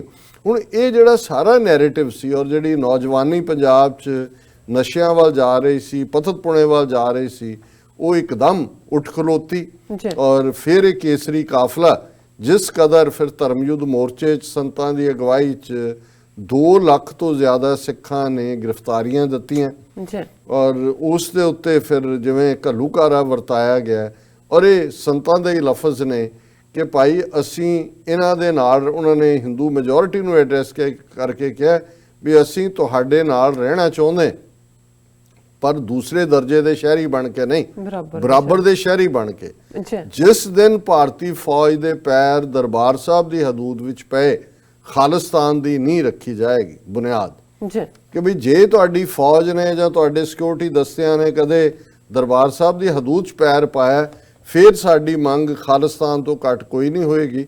ਉਦੋਂ ਤੱਕ ਅਸੀਂ ਆਨੰਦਪੁਰ ਦਾ ਮਤਾ ਮੰਗਦੇ ਹਾਂ, ਜਿਹੜਾ ਕਿ ਇੱਕ ਟਰੂ ਫੈਡਰਲ ਸਟਰਕਚਰ ਦੀ ਗੱਲ ਸੀ। ਸੋ ਇਹਦੇ 'ਚ ਵੀ ਕੋਈ ਸ਼ੱਕ ਨਹੀਂ ਹੈ ਕਿ ਜਦੋਂ ਭਾਰਤੀ ਫੌਜ ਨੇ 2 ਲੱਖ ਭਾਰਤੀ ਫੌਜ, ਟੈਂਕਾਂ, ਤੋਪਾਂ, ਹਵਾਈ ਪਾਵਰ, ਨੇਵਲ ਡਾਈਵਰਸ, ਇਹਨਾਂ ਦੇ ਨਾਲ ਦਰਬਾਰ ਸਾਹਿਬ ਤੇ ਹਮਲਾਵਰ ਹੋਈ ਤੇ ਸੰਤ ਭਿੰਡਰਾਂਵਾਲਿਆਂ ਨੇ ਉਹ ਇਤਿਹਾਸ ਦੁਹਰਾਇਆ ਜਿਹੜਾ ਅਸੀਂ ਇਤਿਹਾਸ ਦੇ ਵਿੱਚ ਪੜ੍ਹਦੇ ਸੀ। ਕਿਵੇਂ 40-50 ਸਿੰਘਾਂ ਨੇ ਲਗਭਗ 72 ਘੰਟੇ ਭਾਰਤੀ ਫੌਜ ਨੂੰ ਦਰਬਾਰ ਸਾਹਿਬ ਦੇ ਅੰਦਰ ਵੜਨ ਨਹੀਂ ਦਿੱਤਾ, ਟੈਂਕਾਂ ਦੇ ਨਾਲ ਵੜੇ ਔਰ ਕੱਲਾ ਕੱਲਾ ਸਿੰਘ ਜੂਝ ਕੇ ਸ਼ਹੀਦ ਹੋਇਆ। ਇਹ ਸੀ ਉਹ ਸਪਿਰਿਟ, ਜਿਸ ਸਪਿਰਿਟ ਨੂੰ ਸੰਤ ਭਿੰਡਰਾਂਵਾਲਿਆਂ ਨੇ, ਜਦੋਂ ਅਸੀਂ 1.25 ਲੱਖੀ ਸਪਿਰਿਟ ਦੀ ਗੱਲ ਕਰਦੇ, ਉਹ ਹਰ ਆਪਣੇ ਬਾਈ ਐਵਰੀ ਫੇਥ ਉਹਨਾਂ ਦੀ ਅਟਰੈਂਸ ਇੱਕ ਹੰਬਲ ਸਿੱਖ ਵਾਲੀ ਸੀ। ਉਹਨਾਂ ਨੇ ਬੇਸ਼ੱਕ ਮੀਡੀਆ ਨੇ ਕਿਸੇ ਨੇ ਉਹਨਾਂ ਨੂੰ ਖਮੀਨੀ ਬਣਾਉਣ ਦੀ ਕੋਸ਼ਿਸ਼ ਕੀਤੀ, ਕਿਸੇ ਨੇ ਕੋਈ ਹੋਰ ਕਹਿਣ ਦੀ ਕੋਸ਼ਿਸ਼ ਕੀਤੀ, ਲੇਕਿਨ ਉਹਨਾਂ ਦਾ ਸੀ ਕਿ ਮੈਂ ਗੁਰੂ ਦਾ ਇੱਕ ਅਦਨਾ ਸਿੱਖ ਹੈ ਔਰ ਆਪਣੀ ਕੌਮ ਦੇ ਲਈ ਇਨਸਾਫ ਲੈਣ ਦੇ ਲਈ। ਔਰ ਉਹਨਾਂ ਨੇ ਆਪਣੇ ਜਿਹੜੀ ਕੌਮ ਦੇ ਅੰਦਰ ਉਹ ਆਜ਼ਾਦੀ ਦੀ ਸਪਿਰਿਟ ਭਰੀ ਕਿ ਉਹ ਅੱਜ ਜਦੋਂ ਅਸੀਂ ਉਹਨਾਂ ਦੀ ਸ਼ਹਾਦਤ ਨੂੰ ਵੀ ਜਿਹੜਾ ਉਹ 35-36 ਸਾਲ ਹੋ ਗਏ ਨੇ, 84 ਤੋਂ ਲੈ ਕੇ ਅਸੀਂ ਦੇਖਦੇ ਹਾਂ 36 ਇਅਰਸ, ਪਰ ਉਸ ਤੋਂ ਬਾਅਦ ਉਹਨਾਂ ਦੀ ਉਹ ਕੁਰਬਾਨੀ ਦਾ ਨਤੀਜਾ ਸੀ ਕਿ ਜਿਹੜਾ ਕਨਸੈਪਟ ਰਾਜ ਕਰੇਗਾ ਖਾਲਸਾ, ਕੋਈ ਭਿੰਡਰਾਂਵਾਲਿਆਂ ਨੇ ਨਹੀਂ ਕਨਸੈਪਟ ਦਿੱਤਾ, ਇਹ 10ਵੇਂ ਪਾਤਸ਼ਾਹ ਦਾ 3 ਸਦੀਆਂ ਤੋਂ ਹੈ। ਪਰ ਬਹੁਤ ਵਾਰ ਕੌਮਾਂ ਵਕਤ ਪਾ ਕੇ ਆਪਣੇ ਵਿਰਸੇ ਤੋਂ ਜਾਂ ਵੱਡੀ ਗਿਣਤੀ ਦੇ ਸਾਹਮਣੇ ਬੇਬਸ ਹੁੰਦੀਆਂ। ਸੋ ਸੰਤਾਂ ਨੇ ਦੱਸਿਆ ਕਿ ਭਾਈ ਅਸੀਂ 1.25 ਲੱਖ ਦੀ ਸਪਿਰਿਟ ਵਾੜੇ ਹਾਂ, ਸਾਡੇ ਗੁਰੂ ਨੇ ਸਾਨੂੰ 1.25 ਲੱਖ ਨਾਲ ਲੜਨਾ ਸਿਖਾਇਆ। ਔਰ ਜ਼ਾਹਰ ਹੈ ਕਿ ਉਹ ਜਿਹੜੀ ਅਵੇਅਰਨੈਸ ਆਈ, ਉਹ ਜਿਹੜੀ ਪੰਜਾਬ ਦੇ ਅੰਦਰ ਇੱਕ ਉਹ ਕੇਸਰੀ ਕਾਫਲਾ ਤੁਰਿਆ, ਫਿਰ ਇੰਦਰਾ ਗਾਂਧੀ ਨੂੰ ਵੀ ਸਜ਼ਾ ਯਾਫਤਾ ਕੀਤਾ ਗਿਆ, ਜਨਰਲ ਵੈਦਿਆ ਨੂੰ ਵੀ ਕੀਤਾ ਗਿਆ ਜੀ। ਔਰ ਲੱਖਾਂ ਸ਼ਹਾਦਤਾਂ ਇਸ ਪੀਰੀਅਡ ਦੇ ਵਿੱਚ ਹੋਈਆਂ। ਲੇਕਿਨ ਖਾਲਿਸਤਾਨ ਦਾ ਕੇਸਰੀ ਕਾਫਲਾ ਆਪਣੀ ਮੰਜ਼ਿਲੇ ਮਕਸੂਦ ਵੱਲ ਵੱਧ ਰਿਹਾ। ਅੱਜ 5 ਮਿਲੀਅਨ ਸਿੱਖ ਡਾਇਸਪੋਰਾ ਇਹ ਦਿਨ ਬੇਸ਼ੱਕ ਅਸੀਂ ਸਿੱਖੀ ਦੇ ਹਵਾਲੇ ਨਾਲ ਜਿਹੜਾ ਸ਼ਹੀਦੀ ਦਿਨ ਨੂੰ ਹੀ ਮਨਾਉਂਦੇ, ਪਰ ਜਿਵੇਂ ਮੈਂ ਮੁੱਢਲੇ ਪਾਰਟ 'ਚ ਕਿਹਾ ਸੀ ਕਿ ਇਹ ਇੱਕ ਉਸ ਵੇਲੇ ਕੰਟਰੋਵਰਸੀ ਖੜੀ ਹੋ ਗਈ ਕਿ ਸੰਤ ਚੜ੍ਹਦੀ ਕਲਾ 'ਚ ਨੇ ਨਿਕਲ ਗਏ ਔਰ ਕਿਸੇ ਵਿਵਾਦ ਤੋਂ ਬਚਣ ਦੇ ਲਈ ਜਨਮ ਦਿਨ ਮਨਾਉਣ ਦੀ ਪਰਪਾਟੀ ਅਕਾਲੀ ਦਲ ਅੰਮ੍ਰਿਤਸਰ ਨੇ ਸ਼ੁਰੂ ਕੀਤੀ। ਪਰ ਉਹਨਾਂ ਦਾ ਨਾਂ ਸੰਤ ਪਿੰਡਾਂ ਵਾਲਿਆਂ ਦਾ ਇਤਿਹਾਸ ਦੇ ਵਿੱਚ ਔਰ ਹੁਣ ਖਾਸ ਤੌਰ ਤੇ ਜਦੋਂ ਘੱਲੂਘਾਰਾ ਹਫ਼ਤਾ ਦੁਨੀਆ ਭਰ ਦੇ ਅੰਦਰ ਯਾਦ ਕੀਤਾ ਜਾਂਦਾ ਹੈ, ਉਦੋਂ ਜ਼ਾਹਰ ਹੈ ਸੰਤਾਂ ਦੀ ਜਿਹੜੀ ਹੈ ਯਾਦ ਦਹਾਨੀ ਵੀ ਹੁੰਦੀ ਹੈ। ਹਰ ਵੱਡੀ ਲਾਇਬ੍ਰੇਰੀ ਦੁਨੀਆ ਭਰ 'ਚ ਸਿੱਖਾਂ ਦੇ ਘਰਾਂ 'ਚ ਸੰਤ ਪਿੰਡਾਂ ਵਾਲਿਆਂ ਦੀਆਂ ਤਸਵੀਰਾਂ ਨੇ ਔਰ ਉਹਨਾਂ ਨੂੰ ਅਕਾਲ ਤਖਤ ਸਾਹਿਬ ਤੋਂ ਸ਼ਹੀਦ ਦਾ ਰੁਤਬਾ ਜਿਹੜਾ ਹੈ ਉਹ ਮਿਲਿਆ। ਔਰ ਈਵਨ ਅਕਾਲ ਤਖਤ ਸਾਹਿਬ ਦੇ ਨਾਲ ਜਿੱਥੇ ਗੁਰਦੁਆਰਾ ਝੰਡਿਆ ਭੁੰਗਾ ਹੈ, ਗੁਰਦੁਆਰਾ ਸਾਹਿਬ ਉਹਨਾਂ ਦੀ ਯਾਦ ਦੇ ਵਿੱਚ ਜਿਹੜੀ ਸ਼ਹੀਦੀ ਯਾਦਗਾਰ ਹੈ ਉਹ ਸੰਤ ਜਰਨੈਲ ਸਿੰਘ ਪਿੰਡਾਂ ਵਾਲੇ, ਜਨਰਲ ਸੁਬੇਗ ਸਿੰਘ, ਭਾਈ ਅਮਰੀਕ ਸਿੰਘ ਔਰ ਦਰਜਨਾਂ ਉਹਨਾਂ ਦੇ ਸਾਥੀ ਸਿੰਘ ਜਿਨ੍ਹਾਂ ਨੇ ਜੂਝ ਕੇ ਸ਼ਹੀਦੀ ਪਾਈ, ਉਹਨਾਂ ਦੀ ਯਾਦ ਨੂੰ ਸਮਰਪਿਤ ਹੈ। ਸੋ ਜ਼ਾਹਰਾ ਤੌਰ ਦੇ ਉੱਤੇ ਸੰਤ ਪਿੰਡਾਂ ਵਾਲਿਆਂ ਦੀ ਜ਼ਿੰਦਗੀ ਜੀਵਨ ਬਾਰੇ ਇਹ ਸ਼ੇਅਰ ਪੂਰੀ ਤਰ੍ਹਾਂ ਢੁਕਦਾ ਹੈ कि शहीद की जो मौत है वो कौम की हयात है, हयात तो हयात है, मौत भी हयात है। हयाती जिंदगी नूं कहंदे ने। उन्होंने जिंदगी भी इस किस्म दी जीवी जिहड़ी कौम दे लई मोटिवेशन सी, इंस्पीरेशन सी। शहादत भी इवें पाई जूझ के जिहड़ी कौम दे लई मोटिवेशन है, इंस्पीरेशन है। और साडे लई जिहड़ा शहीदां दे डुल्ले खून दा हक, ये भी उन्हां दे लफ्ज़ ने। ਖਾਲਸਾ ਜੀ ਸ਼ਹੀਦਾਂ ਦੇ ਡੁੱਲੇ ਖੂਨ ਦਾ ਹੱਕ ਲੈਣੇ, ਤੇ ਸ਼ਹੀਦਾਂ ਦੇ ਡੁੱਲੇ ਖੂਨ ਦਾ ਹੱਕ ਖਾਲਿਸਤਾਨ ਦੀ ਪ੍ਰਾਪਤੀ ਨਾਲ ਹੀ ਜੁੜਿਆ ਹੋਇਆ ਹੈ। ਅਲਟੀਮੇਟਲੀ ਕੌਮ ਦਰਿਆਏ ਜਮਨਾ ਤੋਂ ਵਾਘਾ ਤੱਕ ਇੰਡੀਪੈਂਡੈਂਟ ਸੋਵਰਨ ਨੇਸ਼ਨ ਖਾਲਿਸਤਾਨ ਇਸ ਨੂੰ ਲਿਬਰੇਟ ਕਰਵਾਏਗੀ ਇੰਡੀਅਨ ਆਰਮੀ ਜੈਕ ਬੂਟ ਤੋਂ। ਔਰ ਸੰਤਾਂ ਦਾ ਨਾਂ ਹਮੇਸ਼ਾ ਹੀ ਸਿੱਖ ਇਤਿਹਾਸ ਦੇ ਵਿੱਚ ਹੀ ਨਹੀਂ, ਪਾਕਿਸਤਾਨ ਦੇ ਇੱਕ ਬੜੇ ਪਪੂਲਰ एंकर मुबशर लुकमान वो जो इंटरव्यू किसी को कर रहे थे तो उन्हें अगों कहा कि जरनैल सिंह पिंडरा वाले ने ये कहा था। उन्होंने कहा देखिए मैं आपको करेक्ट करता हूँ, उन जैसी शख्सियत बहुत कम होती हैं, आप उनको संत जरनैल सिंह कहें रिस्पैक्ट के साथ। सो मतलब ये जो इस लैवल के करैक्टर को एक कौमां के फिर दायरे च नहीं रहिंदे, इन्हां दा रुतबा बहुत वड्डा हो जाता है। और सचमुच ही संत पिंडरा वाले ਸਾਡੇ 20ਵੀਂ ਸਦੀ ਦੇ ਇੱਕ ਨਾਇਕ ਨੇ ਜਿਨ੍ਹਾਂ ਨੂੰ ਹਮੇਸ਼ਾ ਯਾਦ ਕੀਤਾ ਜਾਂਦਾ ਰਹੇ। ਜੀ ਡਾਕਟਰ ਸਾਹਿਬ ਤੁਹਾਡਾ ਬਹੁਤ-ਬਹੁਤ ਸ਼ੁਕਰੀਆ। ਇੱਥੇ ਲੈਣੀ ਆਪਣੇ ਵਿਊਅਰਸ ਕੋਲੋਂ ਇਜਾਜ਼ਤ। ਵਿਊਅਰਸ ਸਾਡੇ ਪ੍ਰੋਗਰਾਮ ਦਾ ਸਮਾਂ ਇੱਥੇ ਸਮਾਪਤ ਹੁੰਦਾ। ਤੁਸੀਂ ਆਪਣੀ ਰਾਏ ਤੇ ਸੁਝਾਅ ਸਾਨੂੰ ਭੇਜਣਾ ਨਾ ਭੁੱਲਣਾ ਸਾਡੇ ਇਸ ਪਤੇ ਤੇ SOSHTV4.TV ਤੇ ਅਸੀਂ ਆਪਣਾ ਪ੍ਰੋਗਰਾਮ ਲੈ ਕੇ ਫਿਰ ਦੁਬਾਰਾ ਤੁਹਾਡੇ ਰੂਬਰੂ ਹੋਵਾਂਗੇ। ਤਦ ਤੱਕ ਲਈ ਮੈਨੂੰ ਤੇ ਆਪਣਾ ਡਾਕਟਰ ਸੁਣਾ ਗਿਆ ਦੋ ਦੇਖਦੇ ਰਹੋ TV84। ਬੁਲਾ ਦਿਓ ਫਤਿਹ। ਵਾਹਿਗੁਰੂ ਜੀ ਕਾ ਖਾਲਸਾ, ਵਾਹਿਗੁਰੂ ਜੀ ਕੀ ਫਤਿਹ। ਰੱਬ ਰੱਖਾ।